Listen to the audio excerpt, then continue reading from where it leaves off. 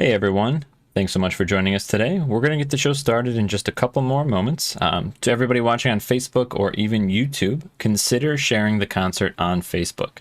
It is a small way to show appreciation and the best way to grow our little community. And a reminder that, as always, Don's live stream is free to all. But if you would like to make a donation, there's information in all of the chats as well as on screen to do so. Thank you for your patience. We will see you shortly.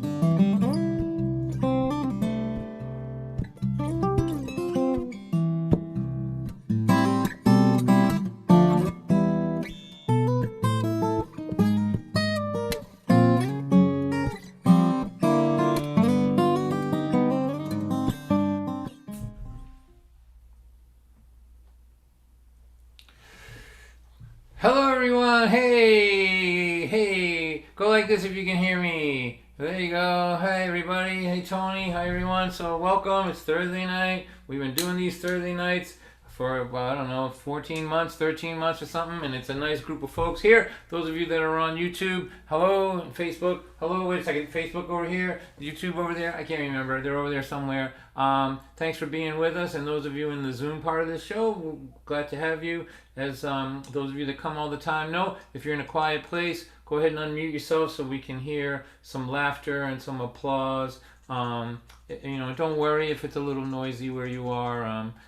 Brandon, our fantastic technician, will mute you if it gets noisy over where you are, but we like to have it be as interactive as possible.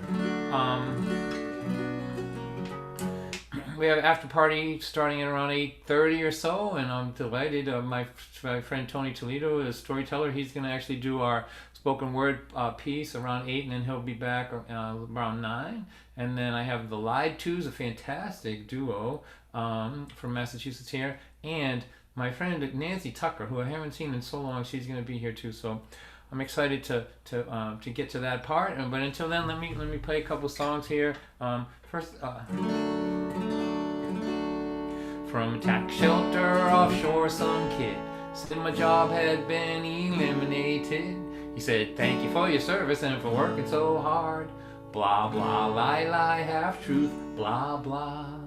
He expected me to be petrified, get in the fetal position and start to cry.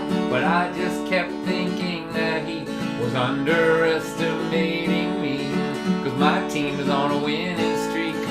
We haven't lost a game all week. Underestimated people are hard to beat. My team is on a winning streak.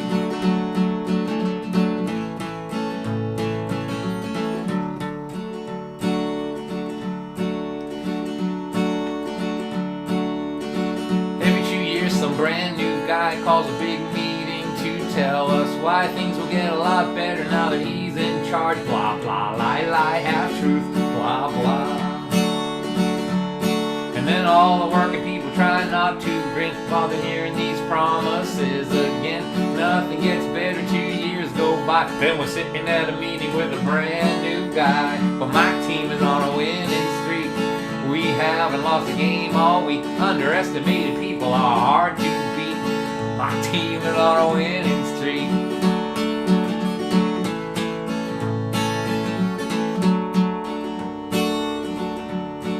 I said, what you did to me, that wasn't right. So I hired a lawyer and I planned to fight. He said, you are so adorable. He patted my head and he closed the door.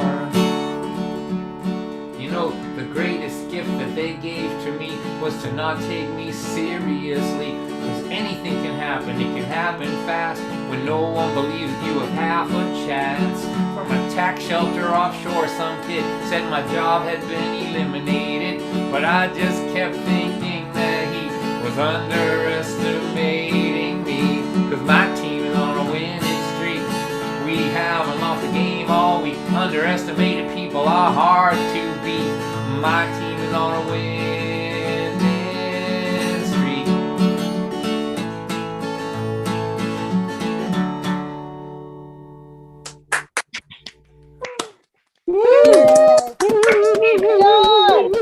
The crowd goes wild. The crowd's going wild tonight. So let me take a look at you here. I'm gonna put you in the gallery view here. So I see my friend Marsha is here. So Marsha, I'm gonna play this song for you, Marsha. It's a Great Day is the song that you asked me to play, right? So I think I missed it the last time. I'm gonna do that for you early in the show here. Don, I was out riding my bike. You are? And I crashed. You did? It was this crazy crash. I hit a dog. Wow. The dog walked out into me. I didn't know whether to go in front, go behind, and it ran into me. And I stopped. I didn't crash. I didn't fall down, but it was like, whoa.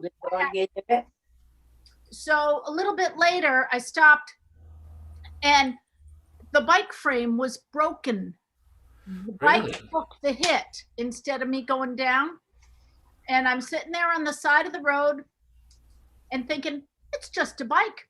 It's a great day to not be in the hospital with back and the concussion. And I just kept thinking, it's a great day. It's a great day to not be dead. Marsha, don't make me worry about you, okay? We're going to have to take up a collection and buy you like a body armor and a suit, right? All right? My helmet. And, you know, I'm as careful as I can be, but all I could think was, it's a great day. It's just a bike that can be replaced. All right, so let's play that song for you. You know, I was going to play it for you anyway, but now it feels important. It feels crucial. It feels vital. I'm glad you're okay, man. Like I was saying to many people, I don't have that many fans out there in the world that I can afford to lose any. So you all need to like eat your vegetables and take care of yourself. You know, there's nobody coming up behind you to replace you, okay? So this is for Marsha on the day that she didn't get killed on her bicycle. I was on the highway, I was cruising along, decided to put my seatbelt on. A minute later, baby, would you believe a Big Mac truck crashed into me? I told the policeman that I was okay. He said, your seatbelt saved your life today. Ambulance driver, EMTs, all started singing this song to me. They said it's a great day to not be dead. Shoo-doo-wah, shoo-wah, shoo-wah. To not cave in your windshield with your head. Cave in your windshield with your head. You are an ugly man, but if that occurred, believe me, you would be even uglier. And it's a great day to not be dead. Shoo-doo-wah, shoo-wah, shoo-wah. Later that evening with my family, we were sitting on the couch, we were watching TV. There was a drive-by shooting on the 6 o'clock news. They fired 15 bullets and one poor dude, he took one on the finger, one on the shin. The other 13 all missed him, so we called him up at the hospital. We sang to him over the telephone. We said, hey, it's a great day to not be dead. Shoo-doo-wah, shoo-wah, shoo-wah. To not have a bunch of bullets in your head.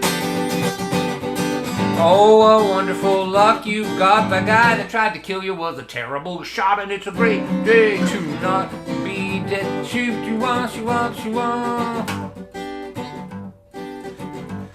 Alright. The next news story on my TV set was that guy whose wife brought a knife to bed. This is an old story, but do you remember what I'm talking about? Somebody yell out that guy's name.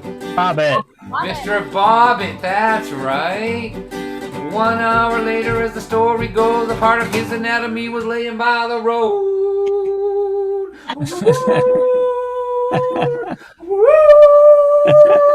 Well, my sassy wife looked over and she smiled at me. She started singing this song to me. She said, hey, it is a great day to not be dead. Shoot, you want, she want, she want. To not have your wife bring a knife with her to bed. Shoot, you want, chop, chop, whoa. She said, I yell, I scream, I complain a lot, but at least I haven't cut no body parts off, and it's a great day to not be dead. Shoot, you want, she want, she want. All right. That's a pretty good quality in a wife, really, when you think about it. Not cutting off body parts. If you're with anybody tonight that you've been with any length of time, I'm talking to you, Marlene and Tommy. And you're still put together, Tommy, anatomically the same way you were when you first met. I don't think it's inappropriate to say thank you. I thought about my car crash and my close call. Then I started getting sentimental. I said I love this house, I love you guys. I even love my rusty old car outside. And I'm so happy to be alive with you. Marsha, do not fall off your bicycle anymore. Let's do all the things we always said that we would do. Cause I gotta tell you, it's a great day. It is a great day. It is a great day. It is a great day. It's a great day to not be dead. Ta-da! Oh, Don, all right. Oh, Neo, Live. Good to see you, my friends. All right, so put your screens. Those of you in the Zoom part of this thing, go into gallery view. I want you to say happy birthday to Joyce St. Germain's mother. There she is, right there. Joyce, what's your mother's first name? Helen. Helen. So Helen is 91 years old today, and she's spending her birthday with us. Whoa. Happy birthday, Helen! Happy birthday, Helen. Happy birthday, Helen. Wow. Thank you. I'm trying to imagine how dead I'll be at 91. Probably a good 20 years dead, perhaps. Still alive? I'm still alive. Well, Helen, happy birthday. We're glad you're here. I'm going to play a couple songs for you later on in the program. I asked Helen and Joyce what songs they wanted to hear, but Joyce's mother is a huge fan, so she's like, whatever you want. I go, even the naughty ones, she said, especially the naughty ones. Oh, yeah. All right, Helen. All right, Helen. Oh, you naughty woman. All right. Hey, Helen. 91 years old. Helen, to eat your vegetables, like I said, I can't replace you people. You know, take care of yourselves. You know, one time I asked a woman who was 92, Helen, you tell me if you agree with this. I said, how do you live to be 92? And she said, it's very easy. I go, it's easy? She goes, yeah. She goes, two things. Nap and don't lift heavy things. I go, that's it? She goes, yeah. I go, eat whatever you want, eat whatever you want. Drink whatever you want, drink whatever you want. Just smoke, drink whatever. And she goes, just nap and don't lift heavy things. I go, okay, I'm good. I got that. So, in case you were wondering, that's the recipe right there. I'll drink it out. Write that down. All right, here. I've been having fun playing this one. Apologies to everybody who hears it every week, but it just feels good. Here we go. My dad said, son, if you keep going on this way, he was looking at my bad report card. You're gonna wind up as a lumper on a cruise someday. I said, Dad, what's a lumper? I was laughing so hard rolling on the floor. Dad, no one uses words like lumper anymore. The guys are outside, it's Friday night. I gotta go. See you later, and thanks for the lecture. If you keep doing the things that you are doing, if all the things that you are doing don't do you in, they can always use another lumper on the second chance crew. Me, Billy, Bob, Rick and Ray, those were my drinking buddies. We were living for the party every Thursday, Friday, and Saturday. And don't forget Sunday, one by one they moved away from home. You know, the time went by, the next thing I know, I'm 31, drinking with a bunch of 19-year-olds. What a loser, man, what a loser if you keep doing the things that you are doing. If the things that you are doing don't do you in, they can always use another lumper down on the Second Chance crew. Chance people got a touch of gray, partied their teens and their 20s away, but now they're sober, starting over, and they're 32. They're just so glad to be working on the Second Chance crew. Pick those lumpers up. Pick those talents up a lumper. They're not gonna move themselves, you know. Yeah, don't be complaining about it. You shouldn't skip school every Friday of your life. No, there will not be any raises this year for the crew. If you keep doing the things that you are doing, if all these things that you are doing don't do you in, they can always use another lumper on the Second Chance crew. I wound up in the program, I know that's no surprise. I make the minimum wage, but at least I didn't die. You know my knees are aching and my back is sore. I've been dragging these ladders across a plywood floor. And Dad, I never wonder what a lumper is anymore.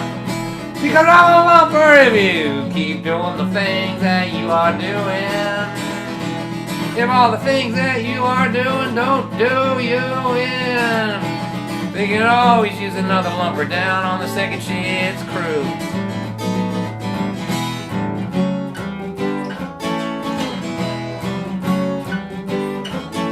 Smoke it, drink it, puff it up your nose, while your education goes up in smoke.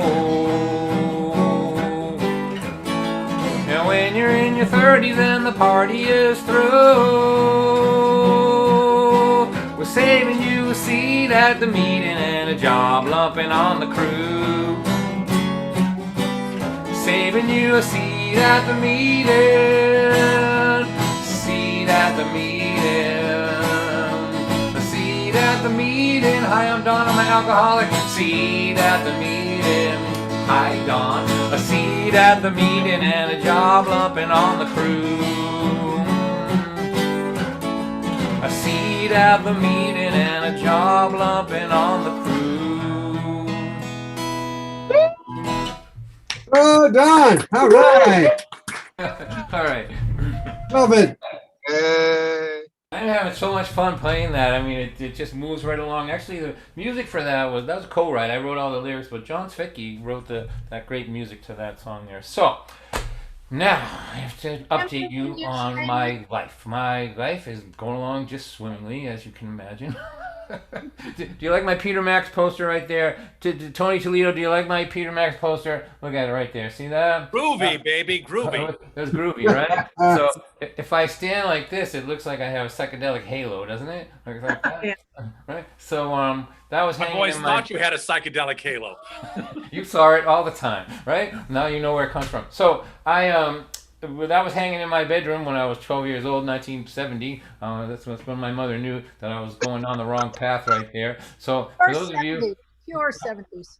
Pardon me? Say it again? It's pure 70s. It's pure 70s, Peter Max, right? That's right. And so I don't want any of you that are old enough to remember the 70s to stare at it for too long because it might stimulate some unused LSD that's in your brain there. Whoa. Remember that guy that sold you that acid in 1976 and you thought he ripped you off? It's just been laying in there waiting for you to look at this Peter Max poster and go, whoa, let me block that out so you don't have a bad experience. All right. So anyway, I want to talk to you about what I'm doing. So I'm writing this book now. So I've been dabbling in writing a book for a long time, but now I'm serious about it. I go 2 days a week up to New Hampshire, my friend's camp, and I just write from 5:30 in the morning until my eyes burn. You know what I mean? So I'm getting quite a lot done. And so the book is going to be probably 4 short stories longer than the other ones. You know, they're each of them pretty long. And this, what I'm writing about now, is the 3 years that my wife and I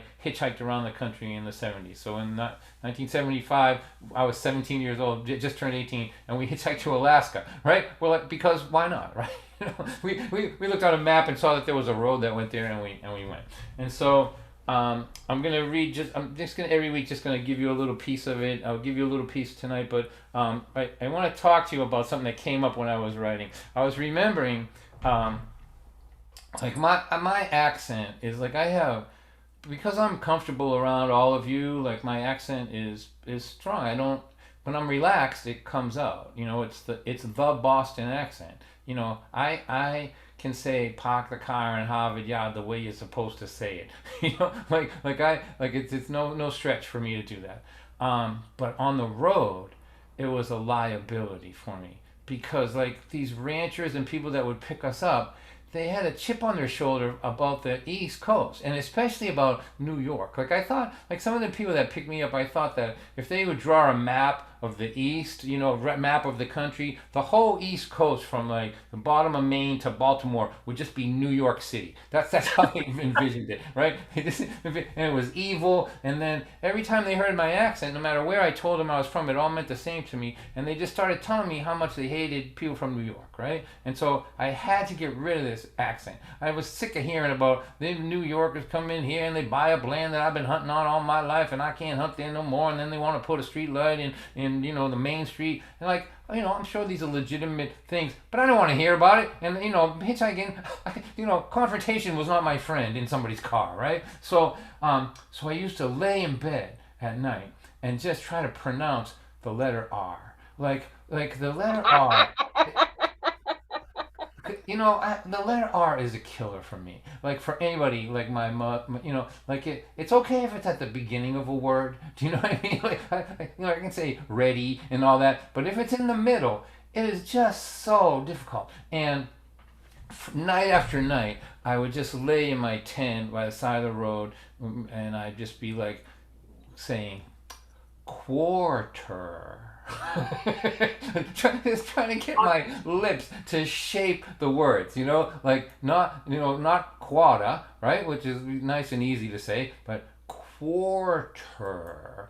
You have no idea, like my mouth resists that so bad just to shape those words like that. And then the worst word in the English language for a Boston accent is the little bird, warbler, that word, right? Like, say it. Warbler. That's how you say it. Warbler. Like that one is brutal. It's like it's wobbler, right? Like it makes us sound like an escaped mental patients, right? Do you know, like I mean, like I get some water for the wobbler, right? And like, you know, warbler, right? Like I can remember being in California and people saying, I'd be telling some big story and they'd say to me, I don't understand a word that you said, but I just love the way you talk. I'm like, great. What was I wasting my time here? My friend Katie from Michigan came here and stayed with us, and she told her friends after, when Don talked, I could understand him. And when Teresa, his wife, talked, I could understand her. But when they spoke to each other, it was like the secret language of twins. Because we have no reason not to speak the way we grew up speaking to each other. We speak the secret language. So that all came up, and I'm probably going to write about that later. But let me read you this little piece here, just so you can see where I'm going with this thing. You guys will be my testing, you know, I'm just testing this stuff out on you all. Every car that ever opened its door to us was a rolling encapsulation of the life of the driver at that unique moment in time. It is as if the novel of a person's life would open to a page in the middle, and Teresa and I were inserted into the narrative for a short chapter, and then abruptly and permanently removed from the rest of the story. One time we got a ride from a man who had been driving back and forth on the main road of his little town for hours. He was very upset. and obsessing over a series of injustices that had been perpetrated against him by people with whom he was very close. It was the kind of a problem that is unique to life in a small town. He needed to tell someone how disrespected and hurt he felt, but everyone he knew was either directly involved or connected to one of the offending scoundrels, and he knew that expressing his feelings to any of them would only exacerbate the situation. So, because God has nothing better to do than insert himself into the problems of a small town guy in a pickup truck, he delivered 2 teenage hippies to this isolated corner of the world to ease his suffering. Our new chauffeur drove us as far as it took to tell us the whole story. We listened attentively. We agreed wholeheartedly that he had been unfairly treated. We empathized and were genuinely outraged at the stunning disrespect he had endured from folks he thought were his friends. When he let us out, he looked like a completely different person than the one who had picked us up an hour earlier. We were grateful to be of some small service to a stranger in need, and also, as one might imagine, for the long ride. So that night we set up our tent behind some bushes that concealed us from the road. While we were lying in bed, while we were lying together with our elbows on the floor of the tent and our heads propped up inches from each other in our open palms, we started working on the advertising campaign for our traveling therapy service. Can't afford a psychiatrist? Pick up hitchhikers and certified therapists, Dawn and Teresa. Pour your heart out. Tell them about your feelings. They will listen non-judgmentally. You'll feel better, and all the people you are upset with will never know what you really think about them. And That's awesome. And after you've gotten everything off your chest, you can boot them out the car door. They will carry away all your harsh words and hurt feelings, and you will never lay eyes on them again. All for the low, low price of a ride to the outskirts of town.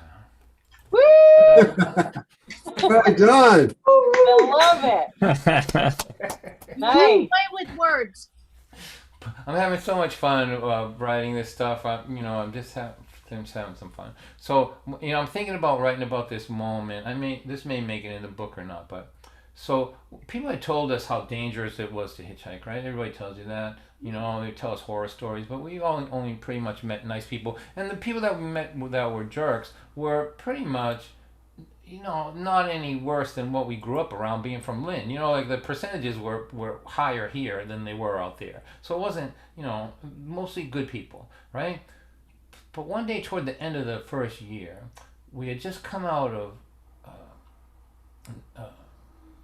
the painted forest, or the state park in Arizona, and we were going to cross the highway and go the other way, go east, and a van drove by us going west, and way down the road it stopped, and 2 guys got out, and they were big and scary. They looked like bikers, and I'm thinking, well, I guess maybe it's true. This is it. And then they started walking towards us, and as they got closer and closer, they were like uglier and scarier and bigger. And I'm like, I don't know what I'm gonna do here, but I guess this is it. And as they got closer and closer, I realized it was 2 of my friends from Lynn.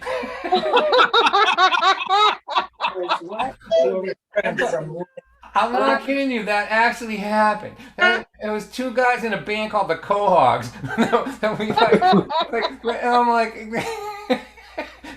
they were going this way, we were going that way, and if we had come out a minute later, it was an impossible situation to happen. We had something to eat, and we moved on, So, as I'm doing this, I'm remembering all kinds of stuff. Pretty soon I'm gonna write about the free camp in Canada. I'll talk to you about that later. Maybe next week. The free camp was where all the people that they didn't want in the regular camp in the campgrounds, they just had a patch of the woods. So the bear, it had its own good story. All right, so I'm gonna sing this song for the birthday girl. This is called "I Know What Love Is," and it's for Helen Germain on her 91st birthday. Are you kidding me? That's the best thing I've heard all day. So Here you go, Helen, this is for you. There is a little girl with pretty curls. She's about 5 years old, and she is waiting at the gate for her dad to come home. When he pulls around the corner in his shiny white car, she feels the magic light up in her heart. And he picks her up and he holds her. He says he missed her, he's glad that she is here. As the child lays her head on his shoulder, she whispers these words in his ear. Daddy, I know exactly what love is. Love is real simple and true. Love is this feeling my heart gets when I'm being held close by you. Now she is 20 and there's plenty of love everywhere. She's getting married, so her family and her friends are all there. They've gathered this morning to stand at her side as she waves goodbye to this time in her life. And they each take a moment to hold her and to tell her what she means to them in a world that seems to keep getting colder. She has been blessed with a warm family and friends. She says, I know exactly what love is. Love is real simple and true. Love is this feeling my heart gets when I'm being held close by you. Now they are older and no one told her it got crazy like this. They're going to night school, they're working jobs too. They are raising 3 kids. The youngest one is crying with a bruise on her knee. She needs attention and she needs sympathy. And when she picks her up and she holds her, that old magic lights up in her heart. And as the child lays her head on her shoulder, she knows exactly why they're working so hard. Little girl, I know exactly what love is. Love is real simple and true. Love is this feeling my heart gets when I'm being held close by you. Now they are 60 and their history spans 40 odd years. They have buried their parents, now their grandkids are here. There's something about the way they look in each other's eyes that speaks softly about the meaning of a life. And when he puts his arm out to hold her, it feels so familiar and warm. She thinks love is an expanding endeavor till your last breath from the moment you're born. She says, I know exactly what love is. Love is real simple and true. Love is this feeling my heart gets when I'm being held close by you. Now she is 80 and she hates being in this nursing home. Her man's been gone now for a long while and she feels so alone. She closes her eyes and she begins to pray that a little comfort might just come her way. And God lifts her up and he holds her. And she remembers this feeling she has. She is not a woman whose life is almost over. She's a little girl being held by her dad. And God, I know exactly what love is. Love is real simple and true. Love is this feeling my heart gets when I'm being held close by you. And God, love is real simple. Love is real simple. Love is real simple and true. Happy birthday, Helen. Happy Thank birthday, you so Helen. Happy birthday, Helen. We love you. Don, we love you too, my friend. Thanks, Don. That was beautiful. Thanks, Don. Thanks. Thought you said this guy was funny. What kind of funny song was that? That was the worst funny song ever. We all love it, don't we? Mhm. And the guy who wrote it. All of you that are watching on other platforms, I mean, those of you watching here on Zoom, you need to know that more people are watching other places. This is just sort of the inner sanctum here. Those of you watching on Facebook or YouTube, if you want to come over here and yell at me in between songs, which seems to be very trendy these days. Oh, come on. You can. Brendan will put the information in your chats, and you can. We don't put a clickable link, but but you have to just copy and paste it, and come on over, join the interactive part of the party. Also, those of you that prefer CDs to downloads, and I know that you're out there. I have, I think, 4 CDs left, and I got to get them out of my basement. 4. I made 10 CDs, but mostly they're gone. I'm not making new ones once they're gone. So I have 4 left, and that song "I Know What Love Is" on one of them. Go to donwhite.net. That'll be in the chat too. And there's a $5 sale. Like I'm doing everything but giving them away for free, boys and girls. $5, you get a whole pile of CDs for your house. There you go. All right. So there's some sales and shit. Go ahead, anybody. All right. So I want to say hi to my friends from New Mexico, Shannon and Tim. There they are out there. So let's see, what states do we have represented here? Michigan, Massachusetts, Nebraska, New Mexico, Tucker, Rhode Island. Rhode Island, and Connecticut too. So Illinois. it's a globe, and Illinois, right? And California. I was just gonna say, you didn't mention California. We know somebody out there. I mean, if I start this process, I have to make sure I get everybody, or there'll be big trouble for me, won't they? Right? All right. Well, welcome to you all. Does anybody want to hear anything, or what do you want? Do you even know who I am or why you're here? Anybody? Is this thing on? Tap tap tap. Who are you? How about the song about the Orchard Queen? Okay. Who is My that? Joyce and Helen. Helen, really? Yes, we couldn't think of the name, but she loves that song.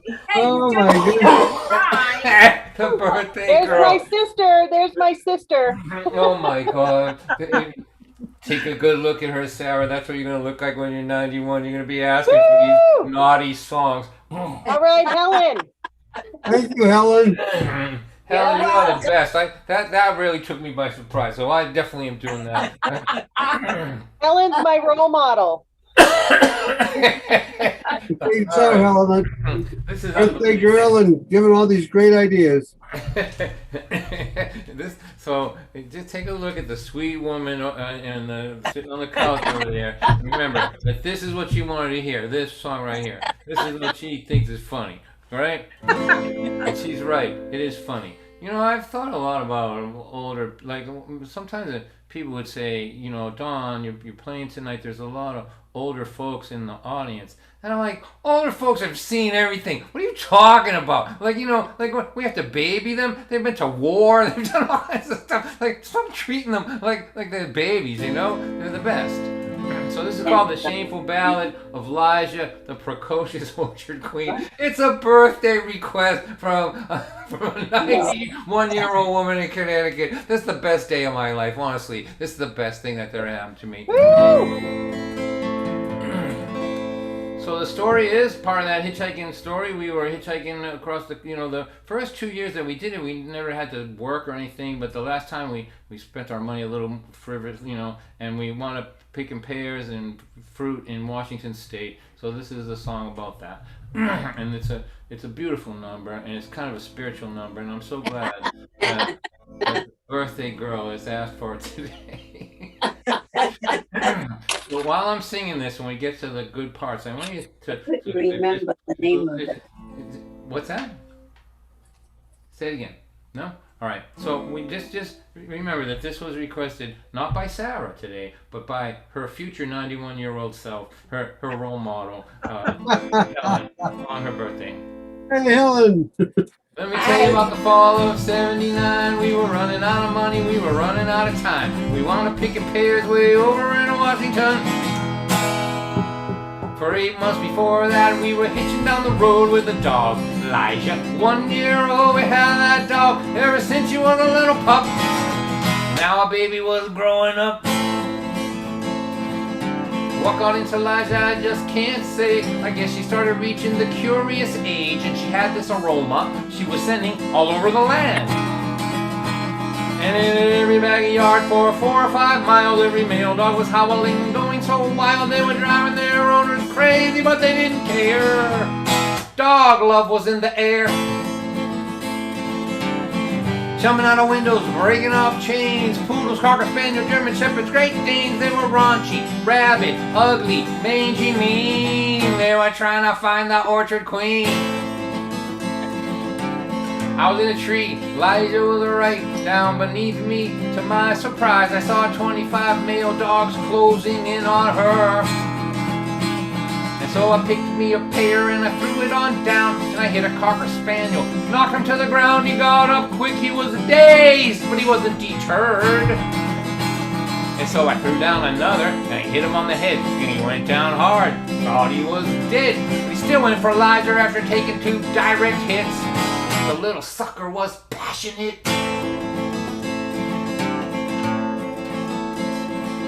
We jumped from the tree, we ran to the shack, pursued by a horny, crazed wild dog pack. And our dog Elijah fought us every inch of the way. And when we got to the shack, we were both in shock, and we felt like we were in a movie by Hitchcock. We looked at each other and we didn't know what to say. How could our little girl act this way?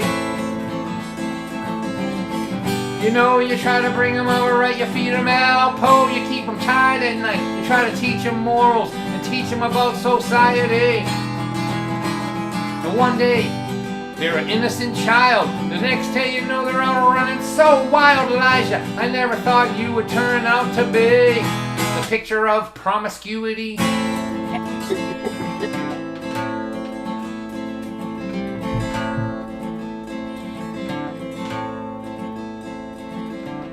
The next morning, I took a pair of my BVD underwear, and I put them on Elijah, and I put her tail through the little hole. Let's all try to picture that if we could. And I let her run free in the orchard that day, and every male dog in Washington State took a try at Elijah. But the only thing they felt was the low-budget chastity belt. Thanks, Helen. This is good.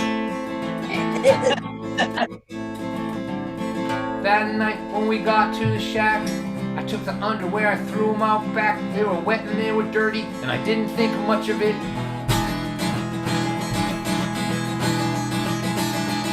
But Lord Almighty, what happened then when the male dogs got a good whiff of them? It was the biggest dog riot that there ever was anywhere. It was over Elijah's underwear. They fought and rumbled and they brawled all night. They were killing one another till the morning light. They were fighting to the death for the greatest prize anywhere. When it all was finished, finished when it all was done. The Doberman pitcher was the champion. He was wounded, but he looked so triumphant, standing there with Elijah's underwear. He won him fair and square. He was so proud standing there.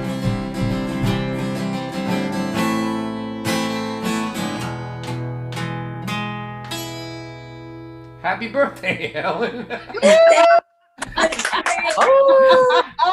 Oh, Don, that was awesome. Well, That was awesome. We tried that idea over the weekend. oh man. All right. So let's see. I'm gonna play one more song, and then we're gonna have our spoken word corner today. I've invited my friend Tony Toledo, one of my dearest friends in the world, to come. He's gonna tell a story for us. Then we'll take a short break. I'll come back and perform until about 8:20 or so, and 8:25, and then we'll start our after party. So I'm gonna play this song here. This is a song on my most recent album. The most recent album is called Live at the Guthrie Center. And this song is called For the Loved Ones of the Lost Ones, and it's for all the people who love somebody who has a drug problem. So here we go.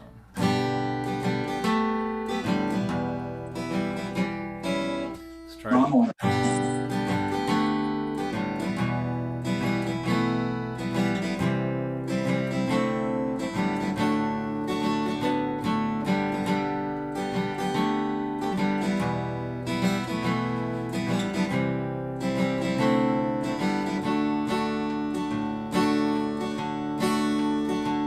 They were not just statistics, our children had names. Don't say they were junkies, and they all are the same, 'cause they each had potential to do something great, until heroin stole that potential away. And now we are the loved ones that they left behind, and we keep the memories of them alive, and we speak the words that they want to say to all of you who are still using today. In the name of our daughters, in the name of our sons, in the name of all the beautiful lost ones we love, behind all your sorrow, behind your despair, we see only the light that's still shining in there.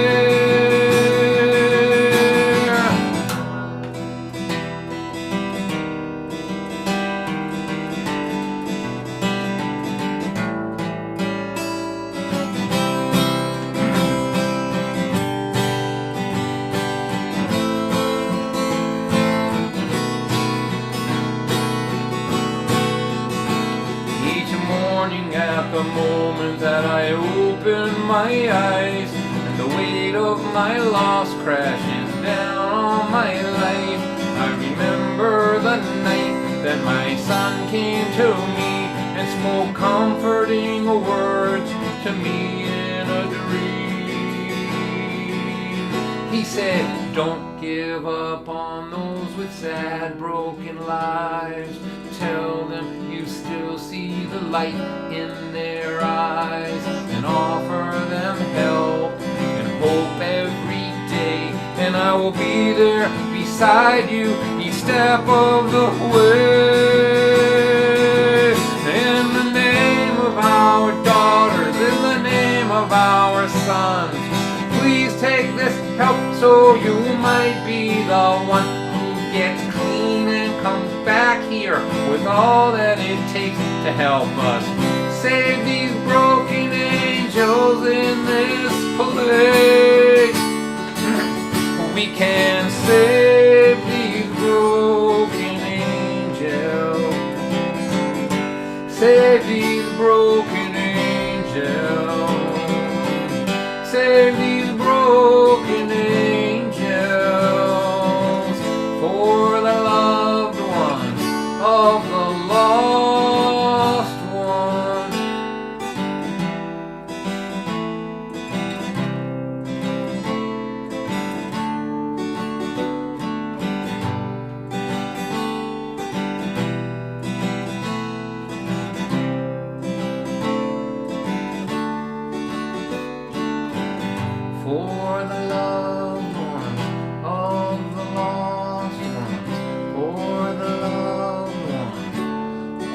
lost ones, for the loved ones of the lost ones, for the loved ones of the lost ones.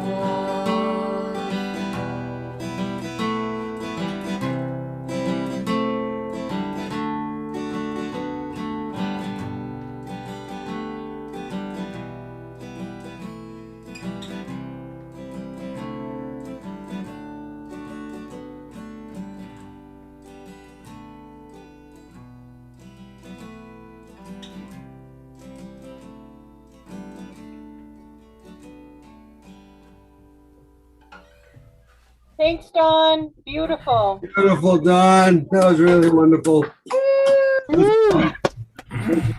Thank you. Appreciate you all. Thanks for that. All right. So now, so what I've been done for the last, I don't know, several months is been including a spoken word corner, poets and storytellers and speakers of words. Invite them in, and this is their moment, their spot. And so tonight, I'm going to introduce you to, you may have seen him. I think he popped in one time and read a story for us before, but this is a good friend of mine. We started Speak Up, the spoken word open mic together, I guess it'd be over 10 years ago now, and he was the host of it for 8 years while we did it together, and he's a fantastic host, actually, and he's a good storyteller, a really good storyteller, and I had to perform at storytelling festivals for the first time starting around 2015, and I was so terrified because part of the job was I had to perform for children, and man,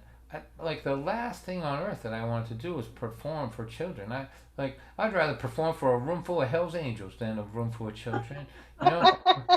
At least I understand them, you know, and so Tony saved my life. I would go over his house and he would just teach me these stories that work with different age groups, you know, kindergartners and second and third. So I have such a place in my heart for him. He's a good friend, not just to me, but to everybody. So he's going to tell us a story, then we'll take a little break. So please, a nice big welcome. Unmute yourselves and make some noise for Tony Toledo. Hey, Tony! Good to see you, my friend. Hey, Tony.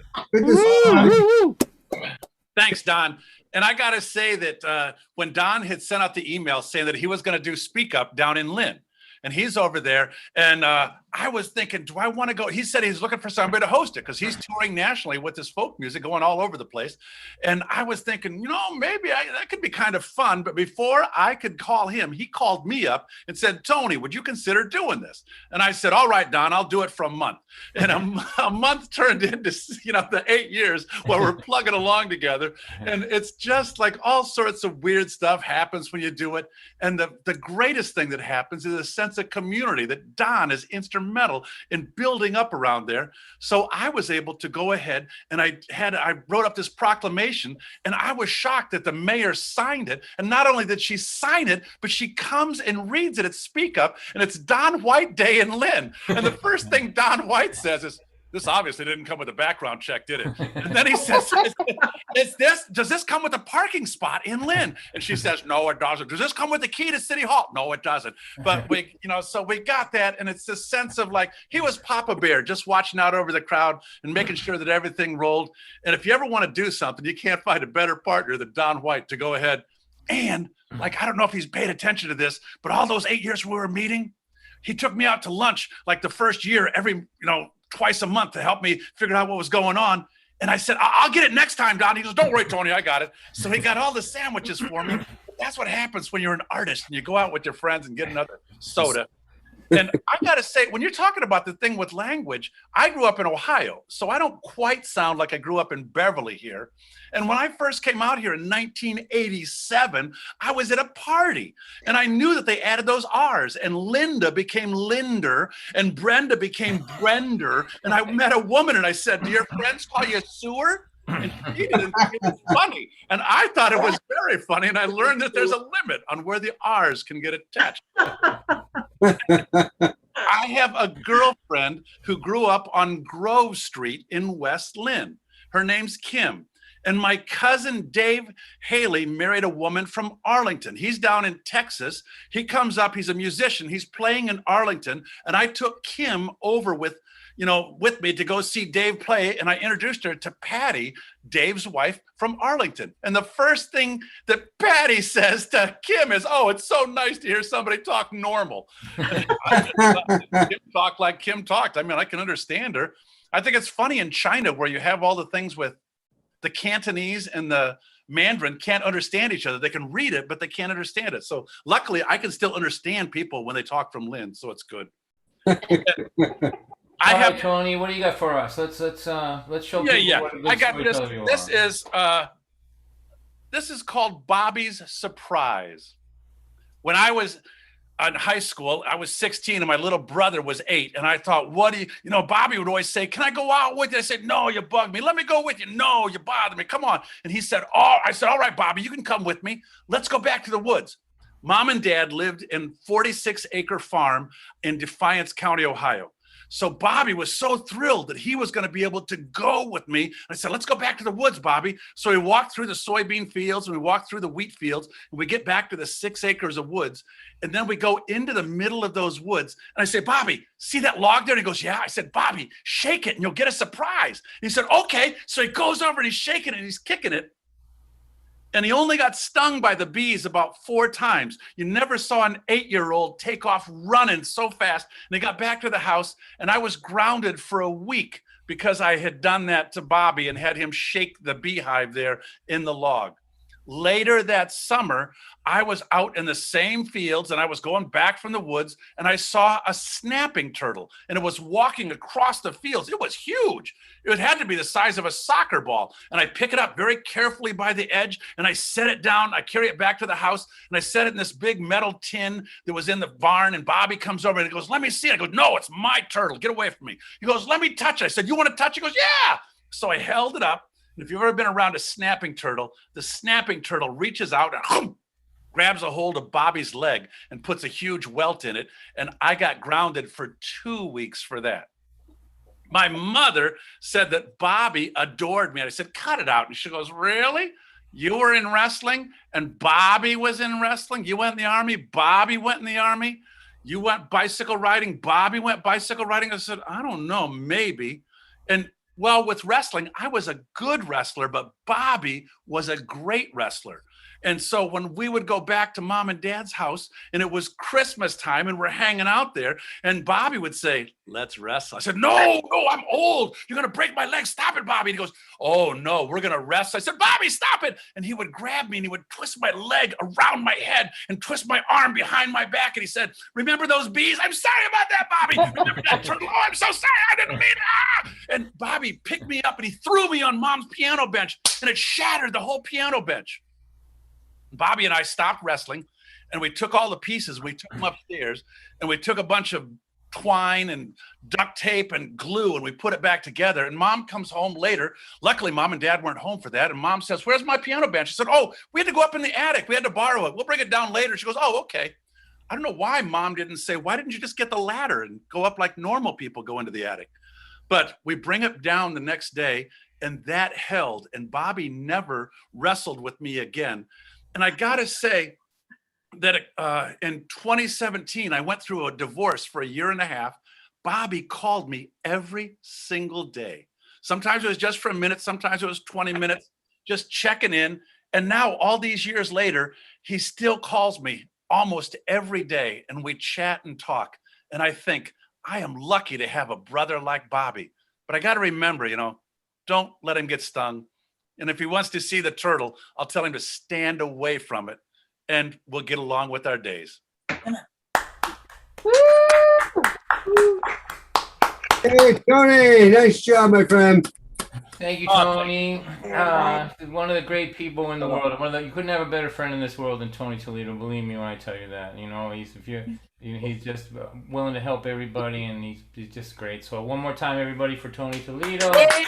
Oh, Tony, nice job. All right, so we're gonna take just a 3-minute break here. If you can donate a little something to the grocery bill, that would be great. You can use a Venmo or PayPal.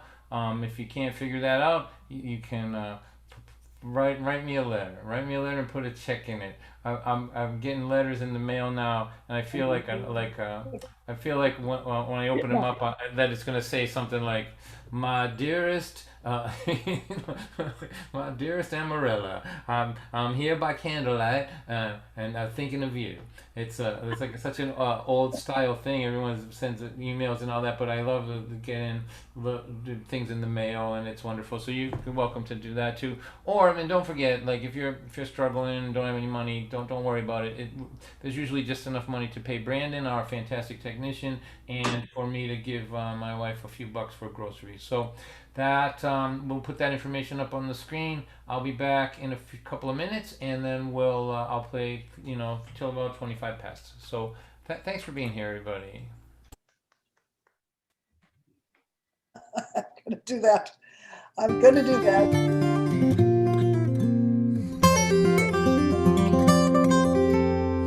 I got to tell everybody that it was in 1989.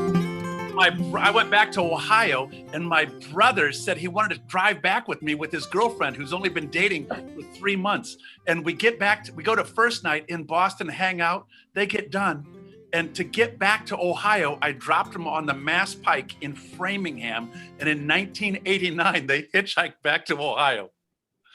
They had a guy who picked him up who said that he was the backgammon champion of the Western Hemisphere. They got picked up by another guy who said he'd had every bone in his body broken twice, but they made it back with no ill effects. Astounding.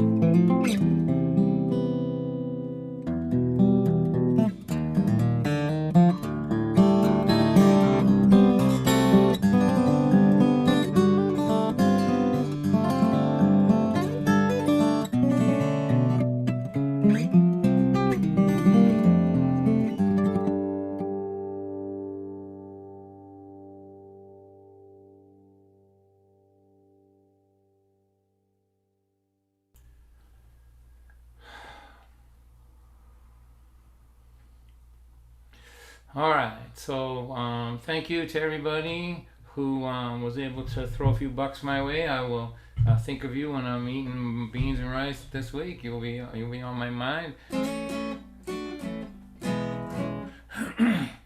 I'm gonna send this out to Sandra from New Hampshire, who's watching on YouTube, and Mike Lane is out there too. Mike Lane's a guy I went to school with, and the Lynn guy, he lives someplace else now, but it's for him. Also, I just want to let you know that I'm doing my first show ever.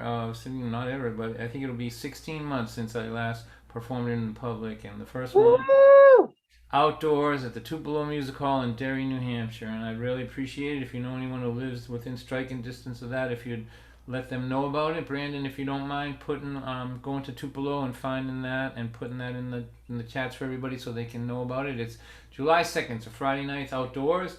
It's in the evening, so you won't be baking out there, and I can't wait to perform for a live audience, and I really would love it if you were there to see me emerge from this bunker that I'm in and finally perform. So here, Mike Lane and Sandra, this is for you.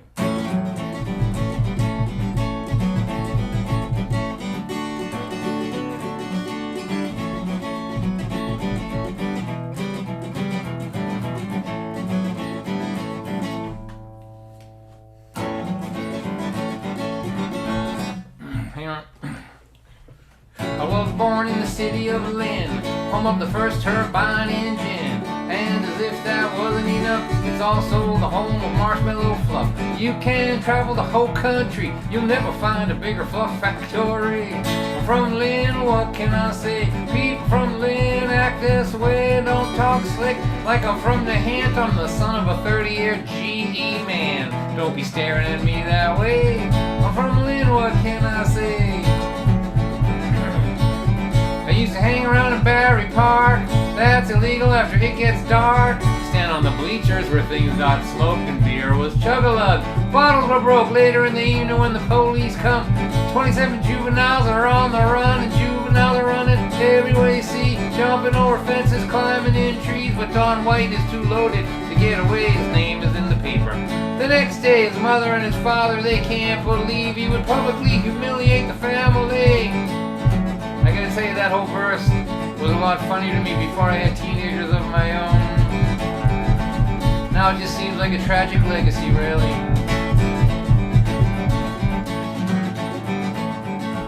On the corner of every street, somebody's cooking something greasy to eat. Deep fat is frying everywhere you look. The town is bound for the record books. It's a million sub shops all night long. It's a socio-intestinal phenomenon. I'm from Lynn, what can I say? People from Lynn eat this way. There's no room in my stomach for French cuisine. Give me a bag of cheese curls in a submarine. Julia, child, get out of my way. I'm from Lynn, what can I say? That's how you can tell when a song's been around too long, when it actually has dead people in it. I left Lynn 10 years ago. I did not know where I was gonna go. 10 of my friends were leaning up against the bar and grill. 10 years later, they're leaning there still. Half of my friends who are not on the street are dead in jail or annoying me. And I'm from Lynn, what can I say? People from Lynn act this way, don't talk slick. That's what I said. They won't even let me into Marblehead. They're afraid I'll steal something, and I have in the past, and I might in the future. Don't be staring at me that way. I'm from Lynn, what can I say? Woo! Woo! Oh, done. Very good. Thank you. Hey, Don, I was hearing a little bit of thumping on that song. I don't know if it was foot tapping or if it was something on your desk. Just a heads up. Thank you, buddy. No problem. In the 18, 19, 20, 30, 42 years that we have been wed, I've wondered if you ever heard a word I said. Till I said, pass that remote control over here, and you told me to blow it out my ear. I love you, you're a sassy brat. You make me mad and you make me laugh. please don't cut our time in half. Let me grow in my sassy brat. When my fans call up and say that I'm great, you tell them that that is a huge mistake. That if they had to live with me, they would understand what a big pain in the ass I am. I love you, you sassy brat. You make me mad and you make me laugh. God, please don't cut our time in half. Let me grow in my sassy brat. There are men that like women that they can dominate, or bring them breakfast in bed and always tell them that they're great. Well, my sassy lady never does that for me, but at least a life with her is definitely not boring. She says, if you want me to believe that you're great, do a couple loads of laundry around here someday. Hey pal, it's only because you're still kinda cute that I haven't already gotten rid of you. I love you, you're a sassy brat. You make me mad and you make me laugh. God, please don't cut our time in half. Let me grow old with my sassy brat. You say the kids have both gone to the show. How about a little quickie before they come home? And I say, hey, I suppose you think you're really slick, the way that you keep emphasizing little and quick. I'm not that sure I love you, you're a sassy brat. You hurt my big ego and you make me mad. Please don't cut our time in half. Let me grow in my sassy brat. Sassy bratty lady been a hanging around here, driving me crazy. 42 years, if I could ever afford to see a psychiatrist, I'd ask him why the hell do I like being treated like this. We were in bed but we were still awake. You said, I really love you in this life we've made. I said, hey, can I quote you on what you just said? You told me if I did you'd punch me in the head. I love you, you sassy brat. You make me mad, you make me laugh. God, please don't cut our time in half. Let me grow old with my sassy brat. I hope it's not too much to ask. Let me grow older. Oldest with my sassy brat.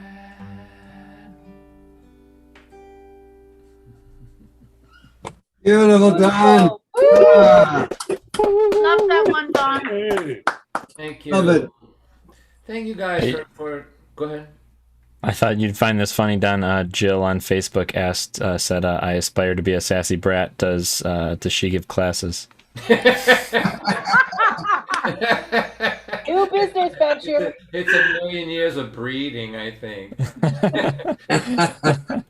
You know, I've been thinking a lot about this stuff because I'm writing about when we first were together. We were just babies, you know, and had all that experience together and been through, you know, like, you know, we're looking at the end game here, you know. We're trying to plan for the end game. And I think one of the things, I don't know if I've said this before, one of the things that I would suggest to anybody when they're trying to pick somebody early in the game to make a life with would be, do they make you laugh? I mean, it can't be the only thing, you know, but boy, it sure pays dividends over the time, you know. They just, you know, there's so much that happens if the person that you're with, like I'm in kind of the comedy business. You wouldn't know it by these shows I'm doing, but I know a fair amount. I've heard a lot of laughter, and so I can see a joke coming usually. You know, I mean, I teach comedy, but Terry, my wife, she wants to be called Teresa these days. Teresa, she'll catch me by surprise. And it's all in this very sassy, understated thing.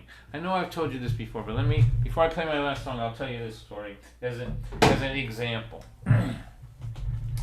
So you see this mess here. This will be great to put in front of my Peter Max poster here. Let's see. There we go. Look at this thing, right? So this is this is this is me. Oh, you cut it. Oh, I don't know. I think it's falling out. I don't know. Anyway, this is what I look like, right? So this is Wasn't it? me. This is me. And so I'm getting ready to go on a trip to Indiana. I'm gonna do 5 shows, be gone for 6 days, something like that. And we have this game that we play with each other, and we've been playing it with each other since the beginning. And the rules of the game are, I pretend that I'm a real man, and she just laughs at me. Like that's the game, right? I talk like a real man. You know, I'm the man around here, and all like that, and then that's just the funniest thing she ever heard of, right? And so we're in our routine. I'm getting ready to go. And she used to have short hair, but now she has long hair. And so now I can't find. There used to be 100 brushes in this house. Now I can't find one because they went into the Teresa zone, right? Into her zone, in which I'm like a pantomime in her zone. I can only look in there. I don't know what I can't find anything. So I'm in my my mock real man, real husband game, right? And I'm going, I used to be able to find a brush around here all the time. Now I can't find a brush anywhere. I can't put up with this. I'm the man around here. And she's ignoring me. She's leaning up in bed like this, and she's playing a game on her phone, like Candy Crush or something, right? Bip, bip, bip, bip, bip, bip, bip, bip. And I'm like, no, this is serious. I'm going to be gone for 7 days. I'm not going to be able to brush my hair the whole time I'm out there. Bip, bip, bip, bip, bip, bip, bip. She pulls the thing down like this, and she goes, you brush your hair? Bip, bip, bip,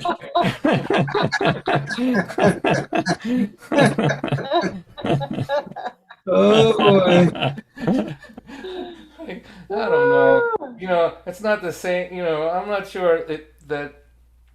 I just think it's a real crucial ingredient when you put 30 years on it, 40 years on it. That sort of, being able to make each other laugh like that. Really, it's just a nice thing to have. What it does is it breaks the tension on that kind of humor.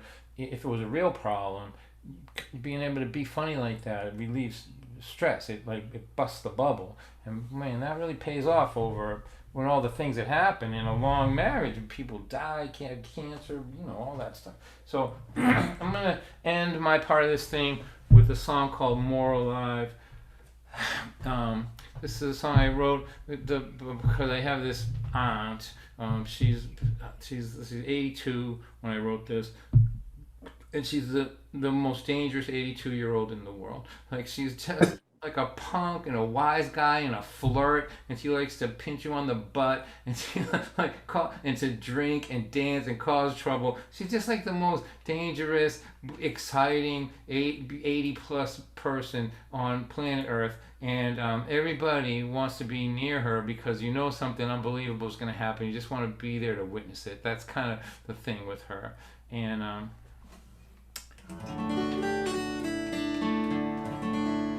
I wrote this song thinking about her and other people like that, who maintain their sense of humor,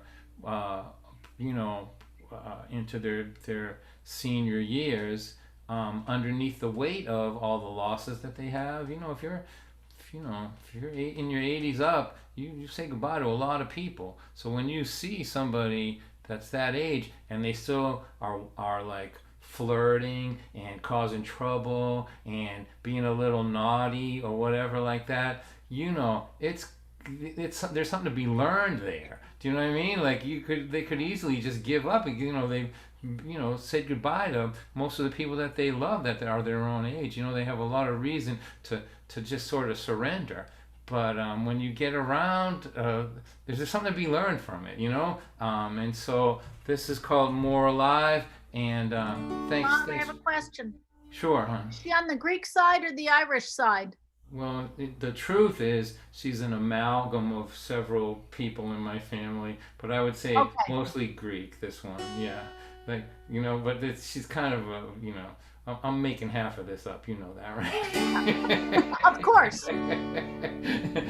Anyway, thanks for supporting me, you guys, and I'm gonna keep doing this even when I'm back on the road until like I said, it's just me and Neil and Sarah and just you guys here. I enjoy it. I like to see you all. Plus, I really like what's gonna happen next, the after party, where I get to be with people that I wouldn't normally see that are coming from other places. So I'll do this, take a short break, and then we'll be back with some after party stuff. I lost my mother, I lost my father. Well, I really didn't lose them. I know exactly where they both are. It's not like they went for a walk, took a wrong turn and both got lost. It just hurts less to say I lost them than to say they're dead. Betty May is 82. She's having more fun than me and you. All she wants to do is laugh and sing. She's the biggest flirt I ever seen. Still flutters those baby blues like she did when she was 22. So much mischief in those eyes. I never seen someone more alive. More alive, more alive, waiting on the other side of all the sorrow and the trouble in your life. There are so many sad goodbyes in a long and well-lived life. If they don't break you, they can make you more alive. When my mother died, I was so smashed up inside. I was crying like a baby. I thought the pain might kill me. And Betty said, son, you won't believe how many loved ones I buried. My father, sister, my brother, son, my husband, and my mother. And every time I lose a friend, I think I'm never going to laugh again. I lay around and watch bad TV till this feeling comes over me. Then I put some music on and play my favorite song. Dance around my living room like I did when I was 22. Shake loose of that pain inside on the day when I decide not only will I survive, I'm going to be more alive, more alive, more alive, waiting on the other side of the sorrow and the trouble in your life. There are so many sad goodbyes in a long and well-lived life. If they don't break you, they can make you more alive. She said, go ahead, feel your pain. Watch bad TV for days, but when you're ready to come out and play, yo, come see Betty May. And we'll put some music on and play your favorite song. Dance around my living room like we both were 22. Shake loose of that pain inside on the day when you decide not only will you survive, you're going to be more alive, more alive, more alive, waiting on the other side of all the sorrow and the trouble in your life. There are so many sad goodbyes in a long and well-lived life. If they don't break you, they can make you more alive. There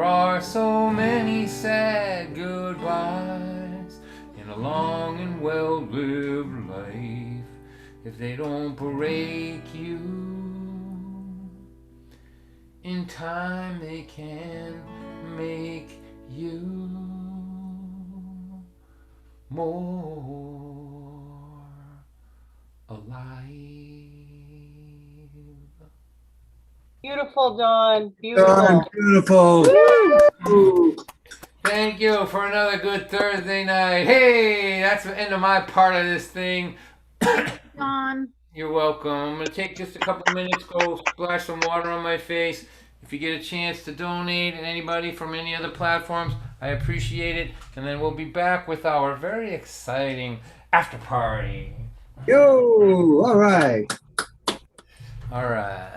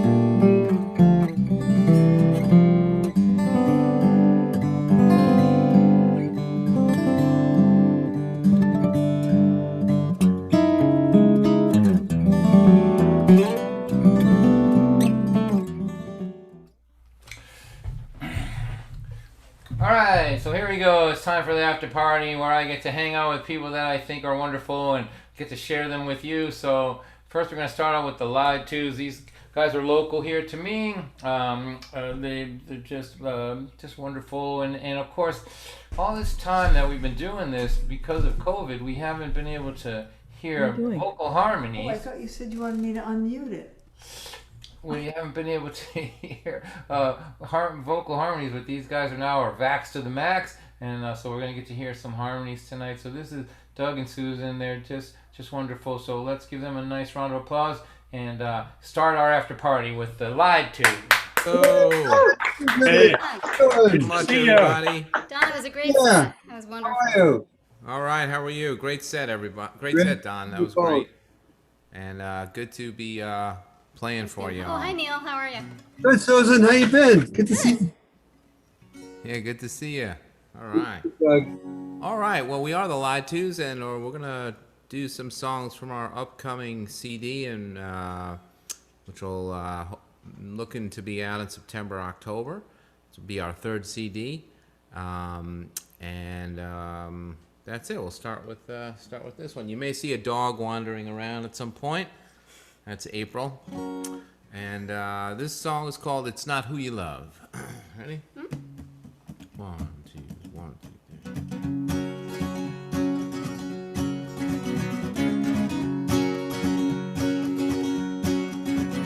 Well, it's true what they say, you never know day to day what's gonna drop on the other side.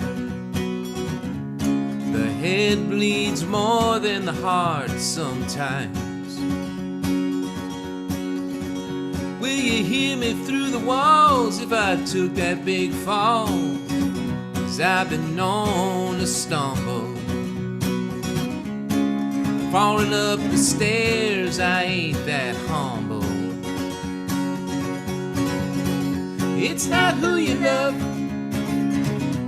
it's who loves you. It's not who you love,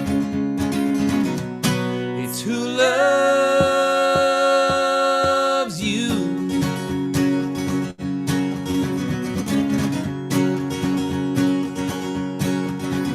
Like a moon in a sky of blue, I'm coming for you. Live like a king before tomorrow. Sometimes you gotta beg before you can borrow.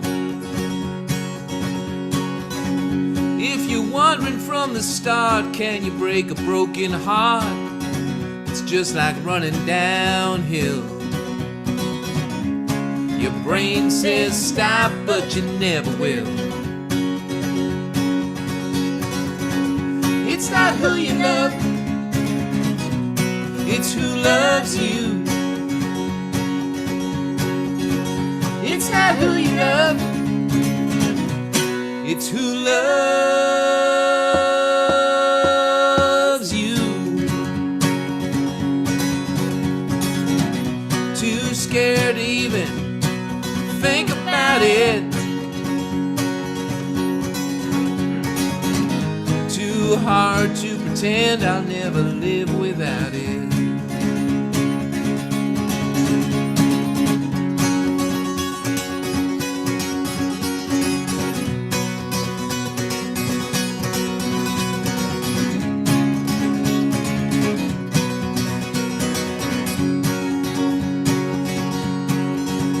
Well, you think you've come a long way and you're feeling okay. Got all these plans of what you're gonna do. Well, baby, that's the worst kind of news. It's just one step at a time, don't count your last dime. Just push the pedal through the floor. You're the only one here who's keeping score. It's not who you love, it's who loves you. It's just not who you love, it's who loves you. It's not who you love, it's who loves you. It's just not who you love, it's who loves you.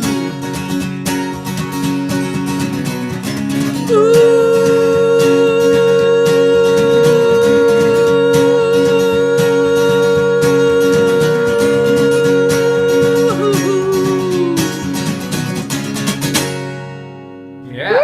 Oh, that was awesome, you All guys. right. Thank you. That was Thank you so awesome. much.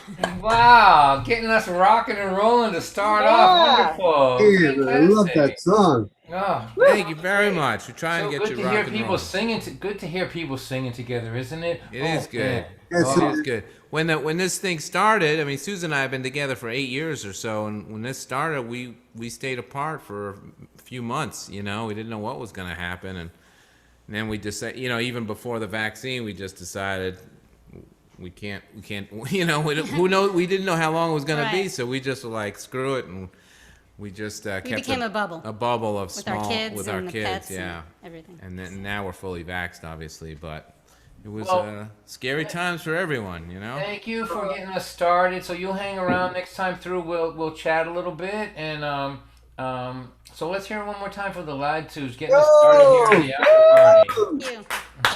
Yeah. All right. Very nice. Very nice. Thank you. Thanks. Now I want to introduce you to my friend Nancy Tucker, who's that's the top of her head right there. I think right there. There she is. So Nancy, unmute yourself, please.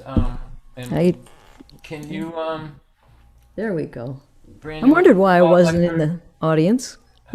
What's that, Nancy? I wondered why I wasn't in the audience. I could see the stairway, but I couldn't see myself. I have to tell you all, I'm so delighted to. This is not somebody that I see often. Our paths don't cross, but I used to do this thing called the Festival of Funny Songwriters. I think I did it for 14 years, and many of those years, Nancy was one of the other artists on there. And when I would see that she was going to be on the bill, I was always so thrilled because she's just really one of my favorites. Really funny, really, and just a wonderful person. Also, like a really good guitar player, and just a great person. I'm so delighted to introduce her to you, those of you that don't know her. She's coming to us from Connecticut. And so, Nancy, if you don't mind, play a little something for us, and then the next time around we'll chat a little bit. Is that okay with you? All right. Yeah, thanks. Okay. All right, Nancy. Thank you. It's been a great evening. So I have a friend who called me a while back she was at work, and she said, Nancy, I'm starting to get a migraine headache. Would you mind going to Dunkin' Donuts and getting me a coffee and bringing it over here to where I work? And I said, sure. So I went to Dunkin' Donuts, which I never go there. It was the middle of the day, and I thought, well, it'll be empty. So I got out of my car and I went in, and it was filled with high school students. And I thought, well, okay, this is fine. I'll fit in just fine because I perform for high school students. I'm fine. And then I looked down at my coat and I realized I had this huge coat on. It was winter. And, I kind of looked like the Michelin dummy. And so I thought, well, I got in line and I thought, I've got to do something to make myself look cool. So I realized that I had a beret in my pocket. So I'm standing in line and I put the beret on and I thought, now I look like an artist and I look fine. And there are two girls ahead of me, and one of them turned around and her eyes got really big and she was looking at me. And then she looked at her friend and her friend looked at me. And then they both turned around really quickly. And I thought, what? So I got up to the front of the line, I got the coffee, I got back into my car. And I looked in the rearview mirror and I saw that my beret was on inside out. And there were little bits of Kleenex all over it from the dryer. So that was a daytime nightmare. And this song is about a nighttime nightmare. The kind of night when you think that you're going to get into bed and go to sleep and just have a really restful night, and then your psyche takes you to a drive-in and makes you watch horror movies all night. So that's what this song is about.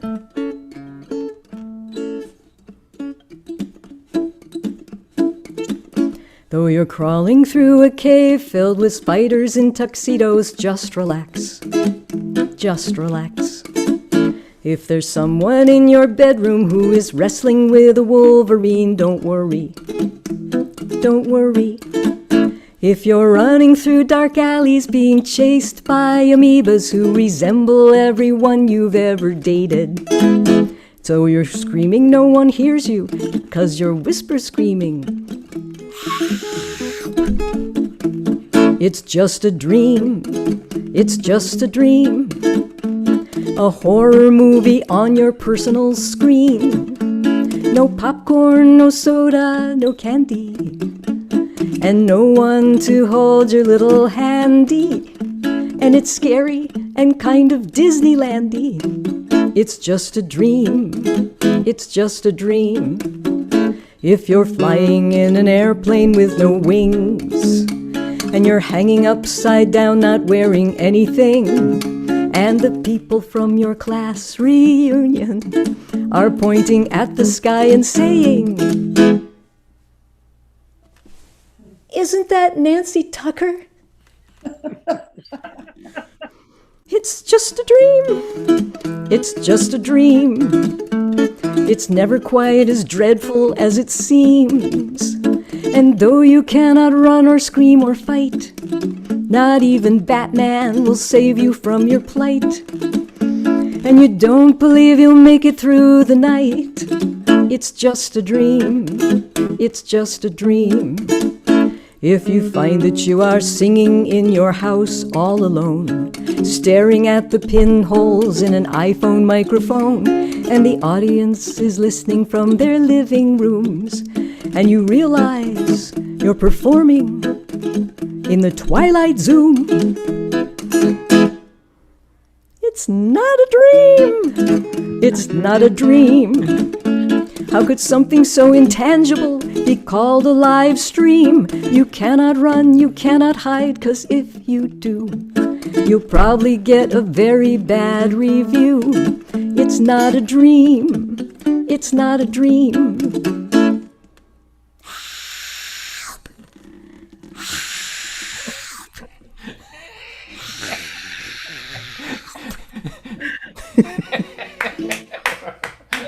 Oh my God.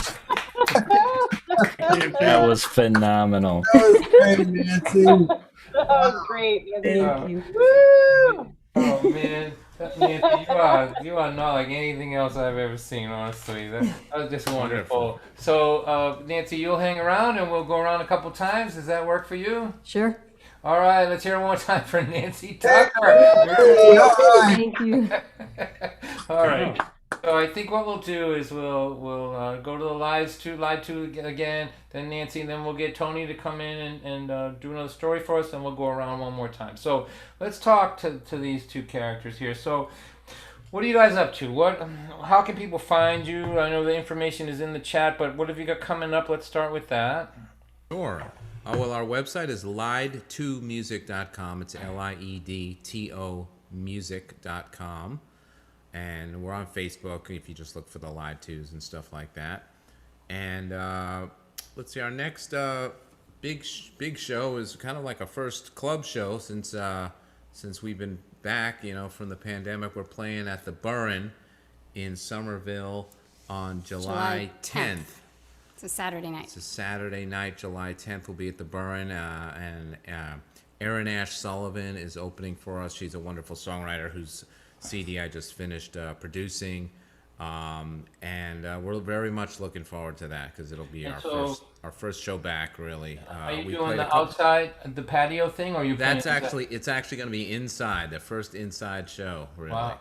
That's Tom Bianchi. So, you want to talk a little bit about your studio? What city is it in? Oh, sure. Yeah, I run a studio called Hollow Body Studios, and that's in Chelmsford, Massachusetts, near Lowell. And I've been producing music, folk music, for 25 years. Started out in New York, and now in Chelmsford. I got a great studio out there. And come check out hollowbodystudios.com. That's the website. All right, and now everybody's vaxxed, so you can get them in the studio. Yeah, right? Finally. I was doing a lot of mobile recording. I was going out to people's houses and setting up on their porches while they were inside, and I'd run the cables in through the window and the mics and stuff so we could be separated. I still do that, but now they can finally come back in the studio. So isn't that wonderful? Like the ingenuity, right? Whatever it takes to get this stuff done. Absolutely, yeah. Susan, let me spend a minute with you. What's new in your world? Let's see. I don't know, the same old, We got a dog over COVID, April. She's over there. Through our last song, I don't know if you guys have dogs, but she was basically eating the shit out of the kitty litter while we were playing. Oh, the lovely wonders of Zoom. So that was fun. But she's great, and I have Who two left kids. these beautiful nuggets in here, Mom? Thank you. I was like, come on, April, that's gross. But we got her a year ago, April, and so we named her April, and she's been great. And I have two kids. One is about to start driving. He's 16. The other one's 12. So yeah, just momming and doing my work. I'm a music therapist during the day with kids and families, and been doing that over Zoom. And we're about to start going out into people's homes again. That's wonderful. It's going to be crazy, but I'm a super introvert, so I've actually enjoyed the pandemic a little bit. Right, and me I'm asking scared to get back out there a little bit. And me but- asking you questions is making you uncomfortable. I know. Okay, here we go. That's right. But we do have other outdoor shows coming up. The Burn is the big one. We're also playing in Saco, Maine at the Ferry. What is the Ferry? Ferry Beach Retreat or something in Saco, Maine. And on the 18th of June, and a few places in Newburyport outdoors too. Yeah, So, Susan lives in Newburyport, so we're playing a couple places in Newburyport. You can check out the website for that stuff. It's so wonderful that my friends that everybody's getting back to work now. It's been a long haul, so I'm glad, happy for you guys, and I'll see you. Thank you. For you too. You too. Yeah, well, I'm sure we'll be doing something together down the road. All right, so why don't you play another tune for us? Okay. Sure. So, like Doug said, we socially distanced for a couple of months before we decided to throw caution to the wind. And this was written on a Sunday. We have our kids. He has two kids as well, and we have our kids. They go to our significant other or our exes every other weekend. So on the weekends we're together, if we're not gigging or rehearsing or recording, we tend to just sit in front of the television and watch endless marathons of Law and Order SVU, which is on all the time. And so this was written one day during our isolation from each other, and I was like watching SVU, and it just wasn't the same. So this is... I was missed. You were missed. Yeah. And I thought it was kind of a throwaway song, and I sent it to him, and he really liked it. So it's called Missing You. Ready? 1, 2, 3, 4.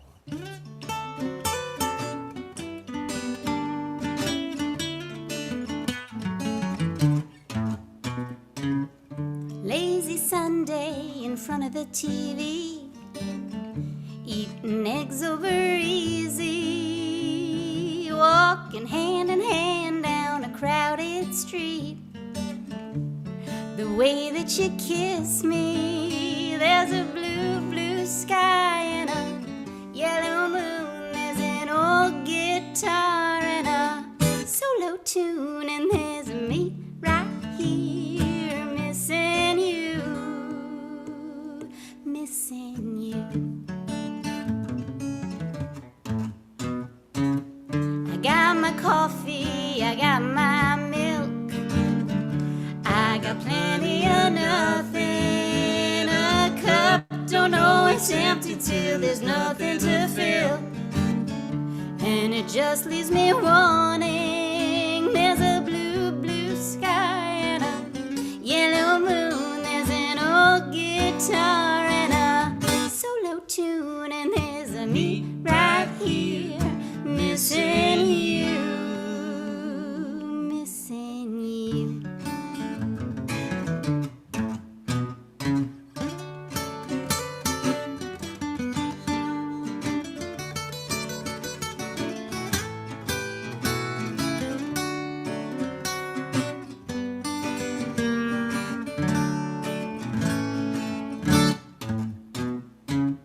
The clock stopped ticking a few weeks back, and the toaster stopped working. Now my heart's broken too, and as a matter of fact, only one thing's for certain. There's that blue, blue sky and a yellow moon. There's an old guitar and a solo tune, and there's a me right here missing you,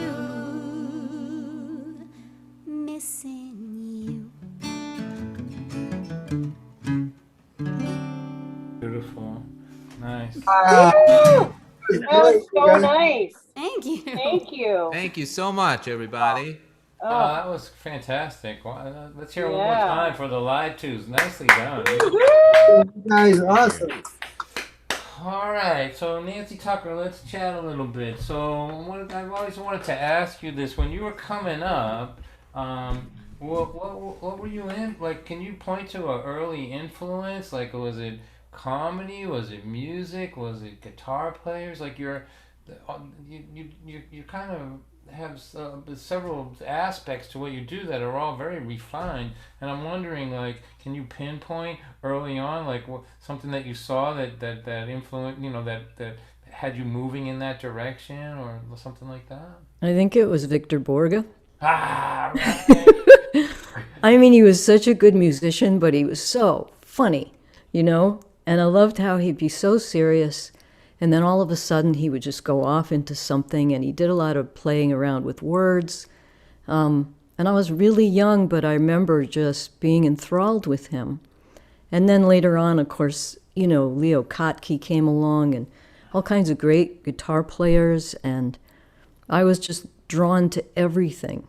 It's been hard to not branch out and branch out and branch out because I'm influenced by everything. Do you have an instrumental recording? I do. I did it a long time ago. I'm working on a new one. The one from a while back, I've revised all those songs now, all those instrumentals now, because I listened back. It's like, oh, that could be so much better. So. Well, the reason I'm asking you is that if you can live with it, we'll use it as our background music if you want. You want to send me a copy of it? All right, or I could send you some MP3s of the more recent stuff too. Sure. Yeah. All right. Yeah. But I like having guitar instrumental stuff, and I'm not sure what you're gonna do here, but when you just sit down and play, you're good. So like I said, you can be just totally funny, totally serious, just a guitar player, just a storyteller. Like you're all over the place. You're what my manager would call unmarketable. Right. Right. Exactly. What is that brand? Right. Is she this? Is she that? Right. Yeah. Well, Victor Borge, that makes perfect sense to me. So will you play another tune for us? Yes, I'm going to just stay with the funny stuff tonight. Sometimes when everybody leaves the house, I just think, oh, I'm going to get so much done. And I don't know. I don't know about you, but for any of you who have this busy little mind, having the house to yourself, it could be a blessing or a curse, to have your imagination go crazy. So, and I'm an introvert too, so I totally get it.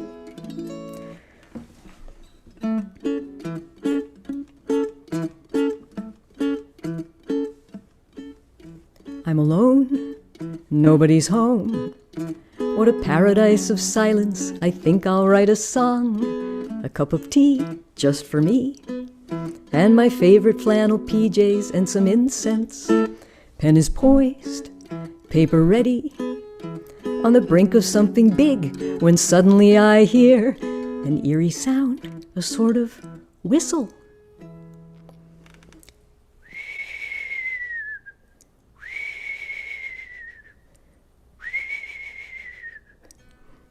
Suddenly my room is not so friendly. Suddenly my heart is in my throat. Now my pen is really not so steady as this thing keeps whistling one single note.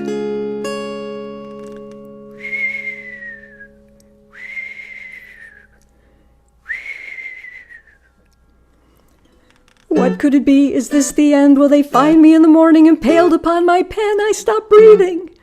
Listen closely.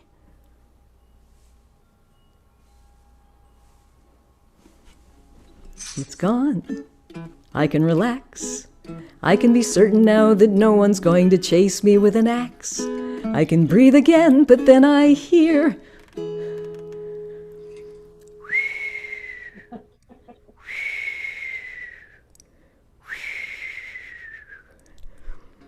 Leaping to my feet, barreling down the stairs, racing through the house, I'm suddenly aware the sound is speeding up, and it's chasing me.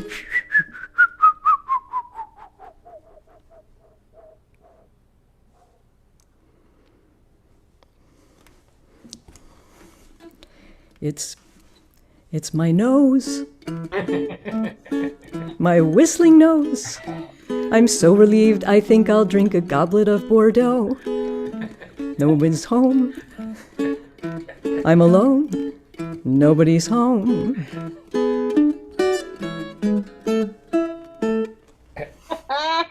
Oh, that's all right. That's awesome. Yeah. That is great. That was awesome, Nancy.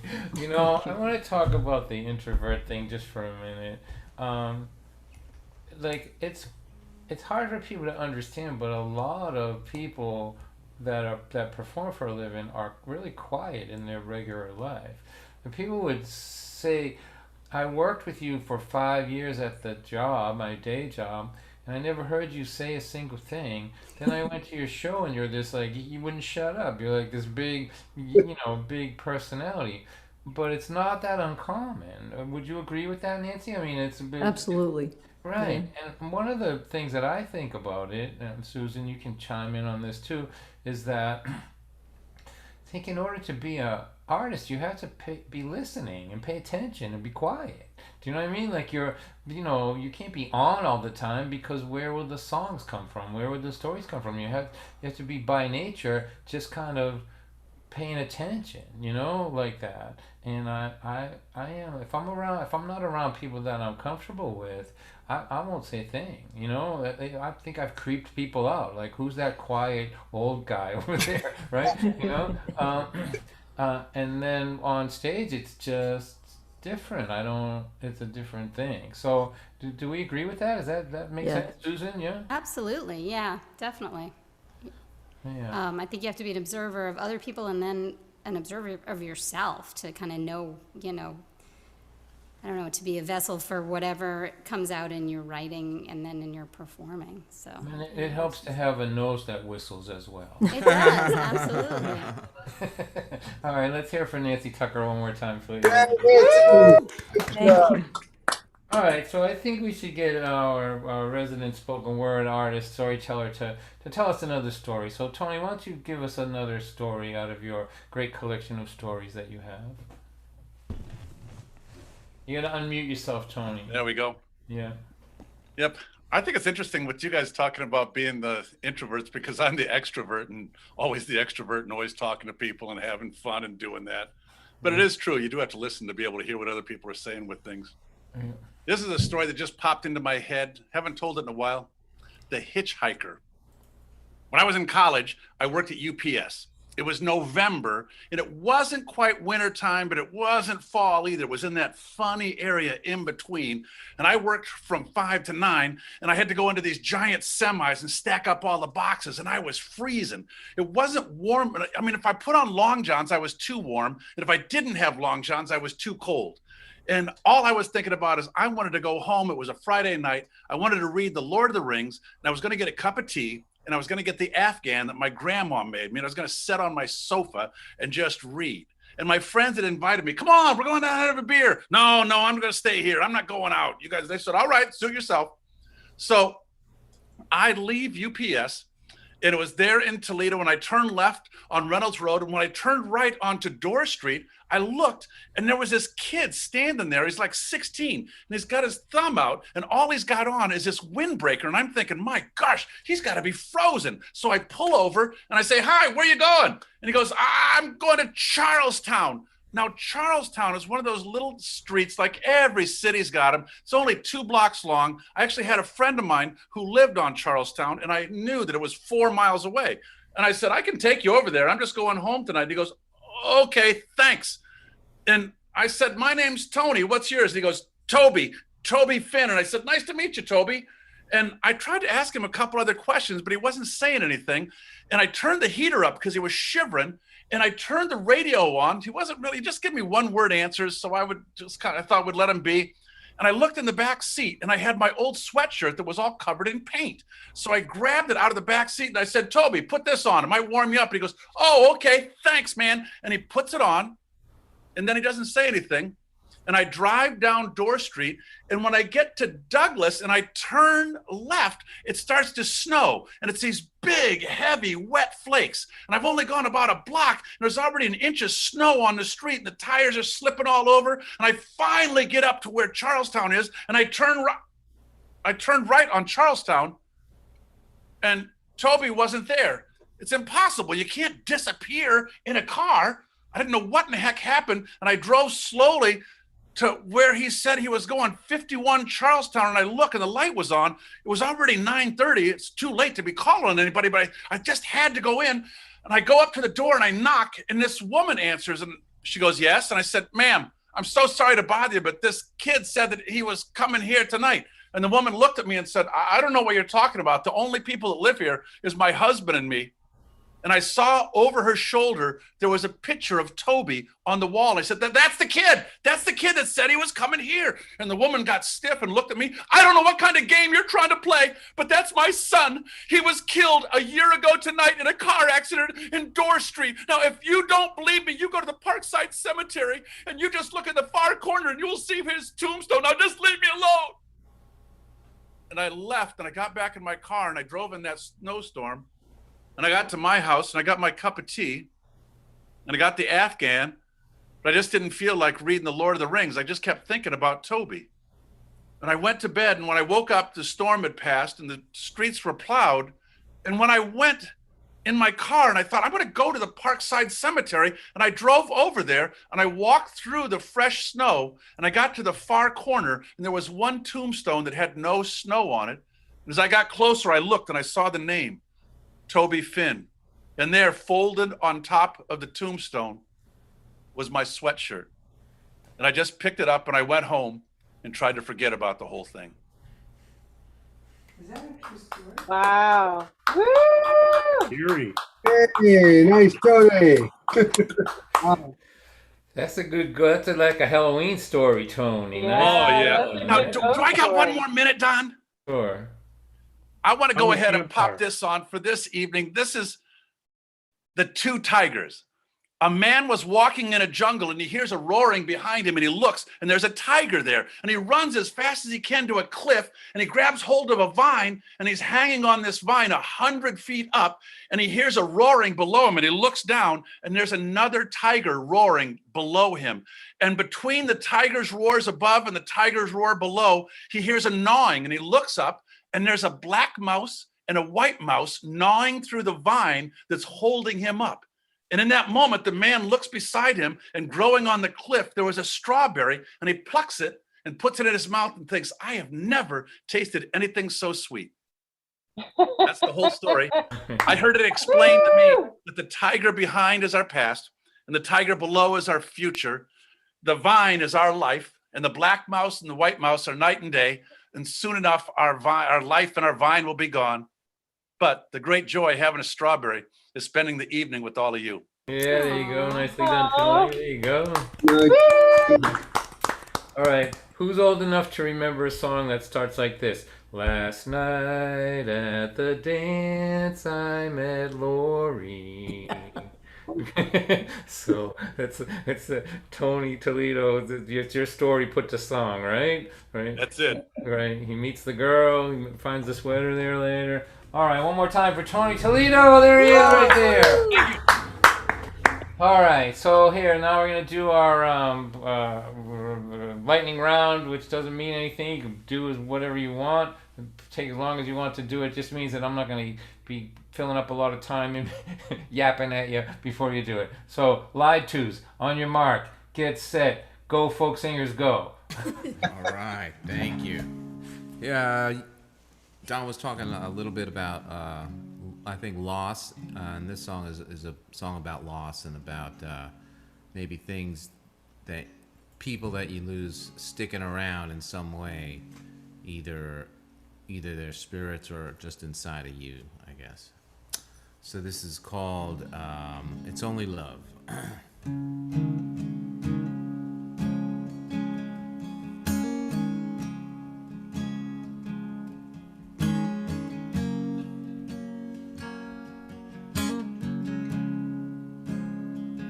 When I am done just for the day I lose my breath. Time slips away just like a mist around the bog. You settle in a stubborn fog. It's only love, it's only love. A song rings down from above, and then it fades into the dust and drifts away. It's only love.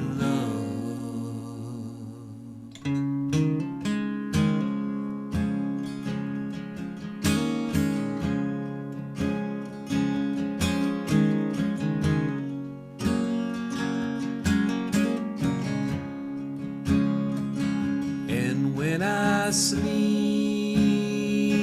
under darkened skies, I feel your ghost throughout the night. It's hard to know if it's divine or just my heart fooling my mind. It's only love, it's only love. The song rings down from above, and then it fades into the dust and drifts away. It's only love.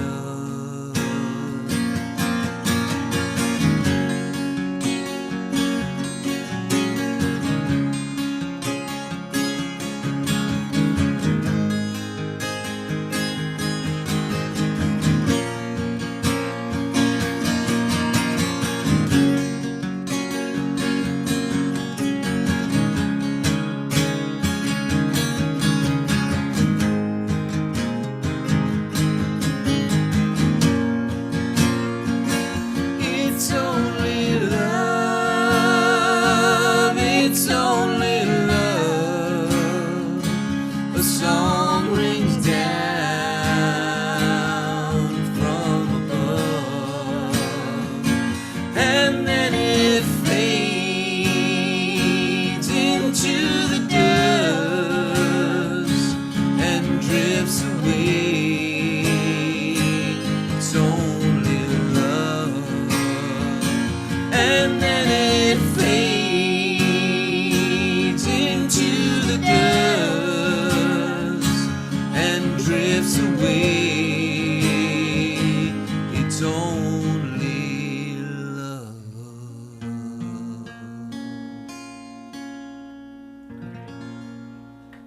That was beautiful, guys. Wow. Thank you so much. It's really fun. Thank From you. the heart, right from the heart. Fabulous. It's been great. Thank you so much, everyone, and Well, Don. how did you get your name? I wanted to ask that. That's a great question.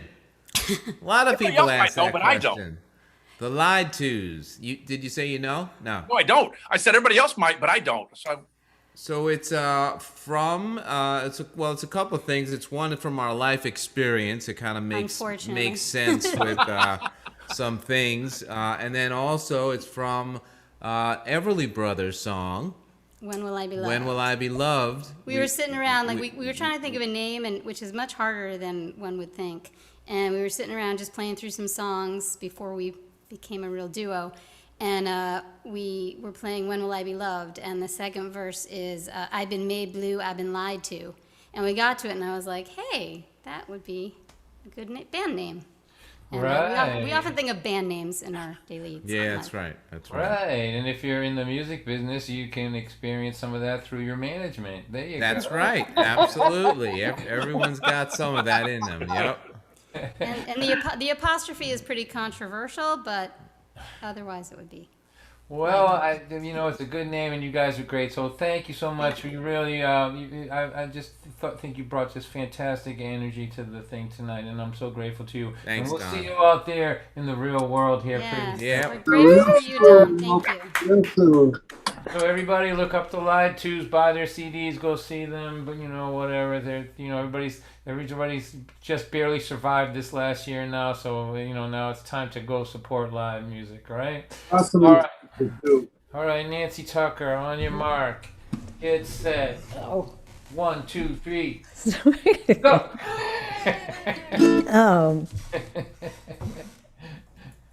This sock has been in my drawer by itself for years, and I decided it was time to write a song for it. So I'm going to put it over here.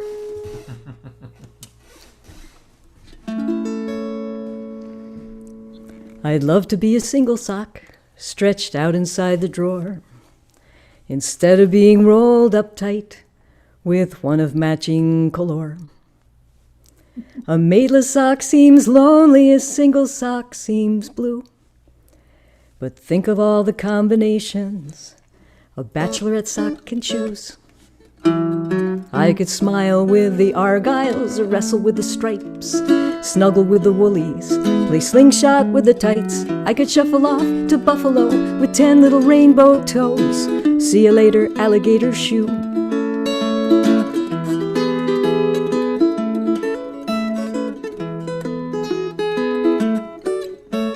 But oh, I think, on second thought, if I were a married sock, that would be more fitting.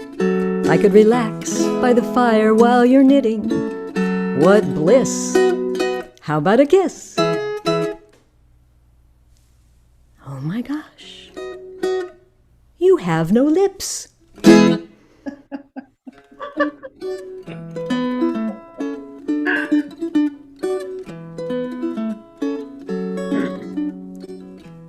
What else are you missing?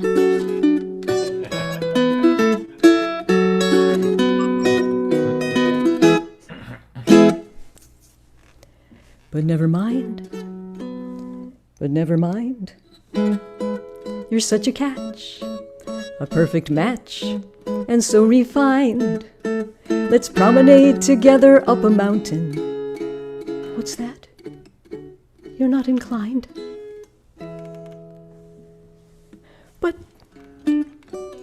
we're such a perfect pair. You're so debonair and so well-heeled. And you've got soul. And might I add, you have socks appeal.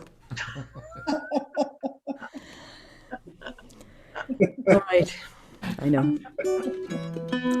At this point, I could torture you with puns, but I won't do that. Because you might think that I'm unraveling. It's true, this relationship is not working out as I had planned. Darn! I think I'm coming apart at the seams. I've got to iron this out. What do I need? What do I need? I need a shrink. And when we're old and threadbare, and you have lost your hair, and they've turned us into sock puppets, we'll go for a stroll on the clothesline, and we'll drink lots of wine, and we'll get really soggy. Oh, what the hell? Marry me, Saki. We were made for each other. Me with my puns, and you with your strange anatomy.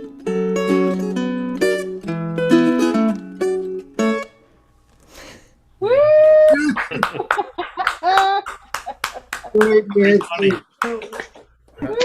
Awesome. No, you think about song ideas, and that's one I would have never came up with. That's all. That's only you, Nancy. Oh, wonderful. Nancy, you can say no to this, easily. But, No. Yeah. Hey, you're working on a new instrumental album, did you say, or you're trying to think about doing that? I was in the middle of it, yes, and then we had this year, so Can I ask you to just show off a little bit on the guitar, play half of a instrumental for us? I'll do something easy because I have not played and I can't see the dots. You know yeah. This is for a washing machine. It's called Stronger Than Dirt.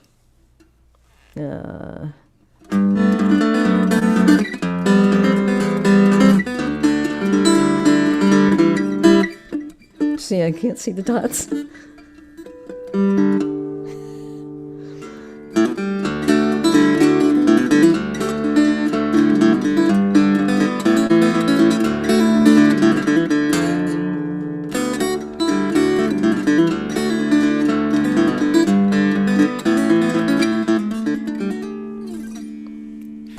Yay! I have to get a light from behind. For those of you who play guitar, you need to see the dots on here. Yeah. Yeah. Well, I just, On the side. I'm glad you got just a little sample for people to know that you're a real player. So, thank you so much for being here, Nancy. And Thanks for having me. Oh, sure. And anybody, just so you know, I'm not sure about the live twos, but I know Tony and Nancy both really excellent children's performers. So if you know of opportunities like that and you have people in mind, Nancy in Connecticut and Tony here in Massachusetts, they're just great with little people, right? Is that true, Nancy? Are you doing? I do a lot of kids shows, yeah. Yeah, and playing in camps and all that, right? Yep. All right, one more time for Nancy Tucker, please. Thank you. Thanks for coming. All right, so we're a little ahead of schedule, maybe. Let's see, what do we got here? Tim Mason, you want to give us some words before we wind this thing down? Oh, sure. Well, I'm waiting for the day when you say no thanks, Don. Okay, what kind of mood should we go for? Oh, I don't care. Yes. Yes. Yeah, all right. Well, since the Red Sox are doing well, I'll go back to one of my childhood obsessions, which was collecting baseball cards. And I showed my nephew my baseball card collection, and he brings out binders. Mythic sporting images are not perspiring in their plastic prophylactics. No card edge is bent or chipped. No gunpowder stains are showing. They're like bugs on pins or encased in amber, perfectly preserved and perfectly dead. As he proudly points out the value of his latest page, my mind flashes back to the 2 battered shoeboxes now stashed in my closet, carrying the dust from many of my lives. My cards.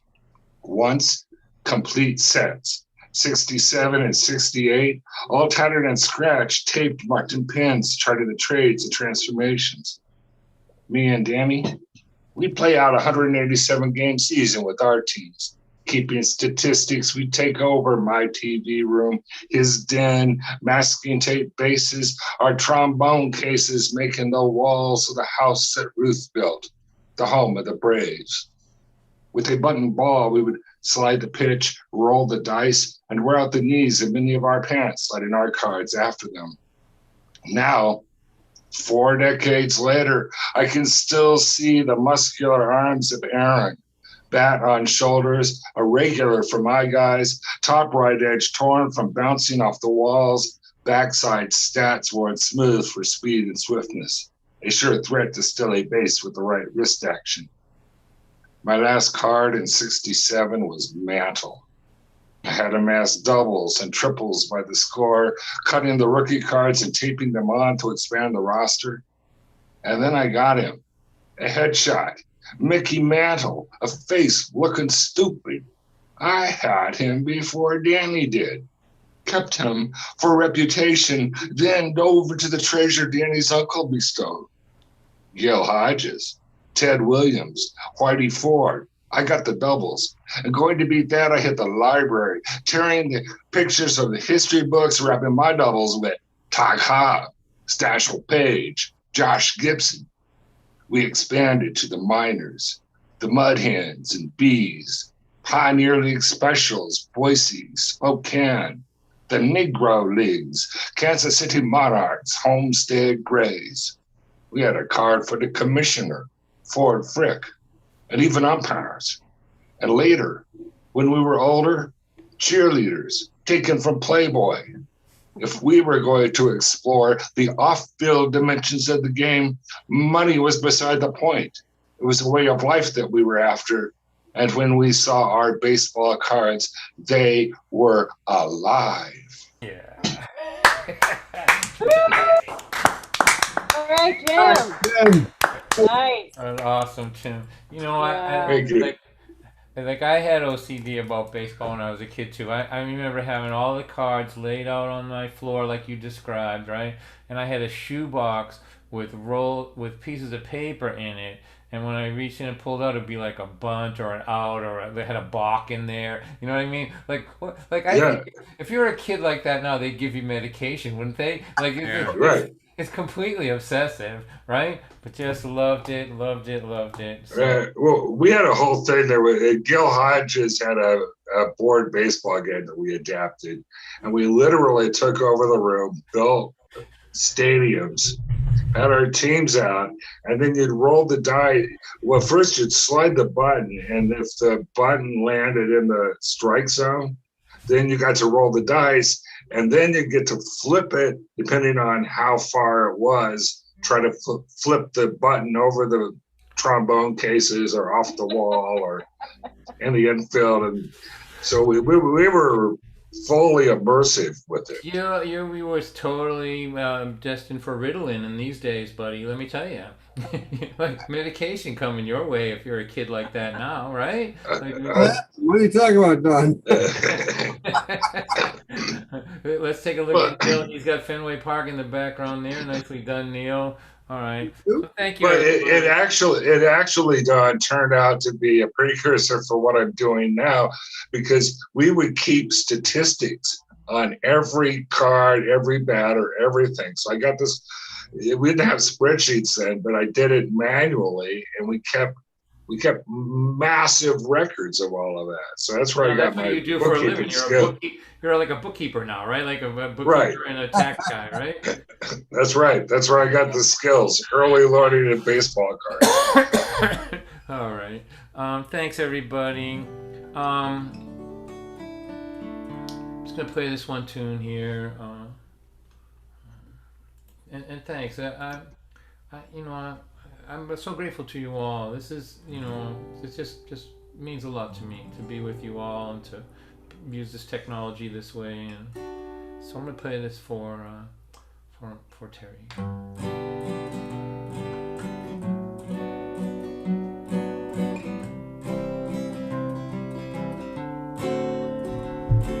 I left here at 7. It's 11:30. I am dragging myself up the stairs. 16-hour days have a definite way of making me want to pull out my hair. Tomorrow is ringing my doorbell and it's singing, I am right down here waiting on you. I'm weary as hell, I know only too well. There's not a whole lot I can do. Terry is sleeping alone with the TV on. I am on the edge of the bed. Some guy on my TV is talking right to me. I don't hear a word that he says, 'cause my mind is working against me, pointing all of my faults out to me. But hey, me and all my imperfections are tired We just need to get us some sleep. I just need to lay me down beside my sleeping lady, and the only sound will be of gentle breathing during the hours away sleep. She is breathing a new life into me, and when the morning erases the night, I will have what it takes to get back in the fight.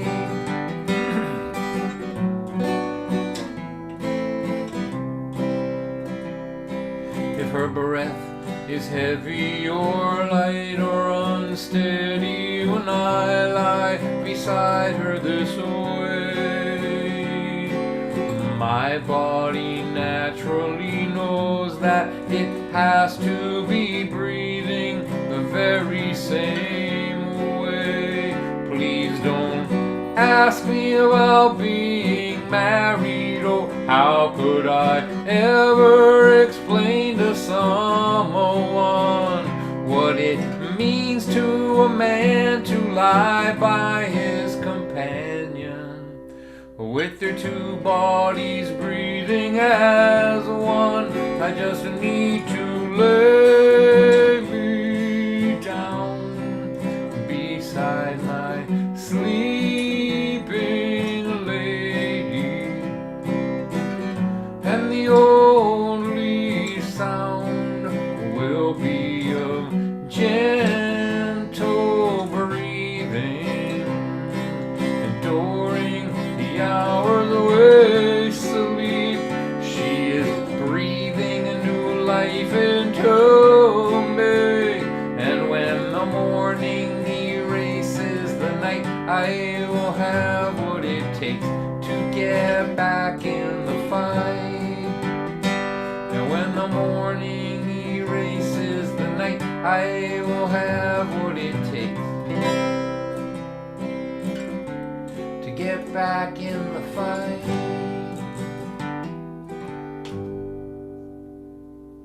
Beautiful, Don. Thank you. Nice job. Nice job. Thanks for another great night. Let's say goodbye to the live streams, to the YouTube. Goodbye over there, Bye, you guys. YouTube. Bye, guys. Bye. Facebook, goodbye over there on Facebook. Thanks for sharing. Bye, We love Facebook. you. Those of you here on Zoom, we wait a minute. We shut those guys out, and now we can gossip.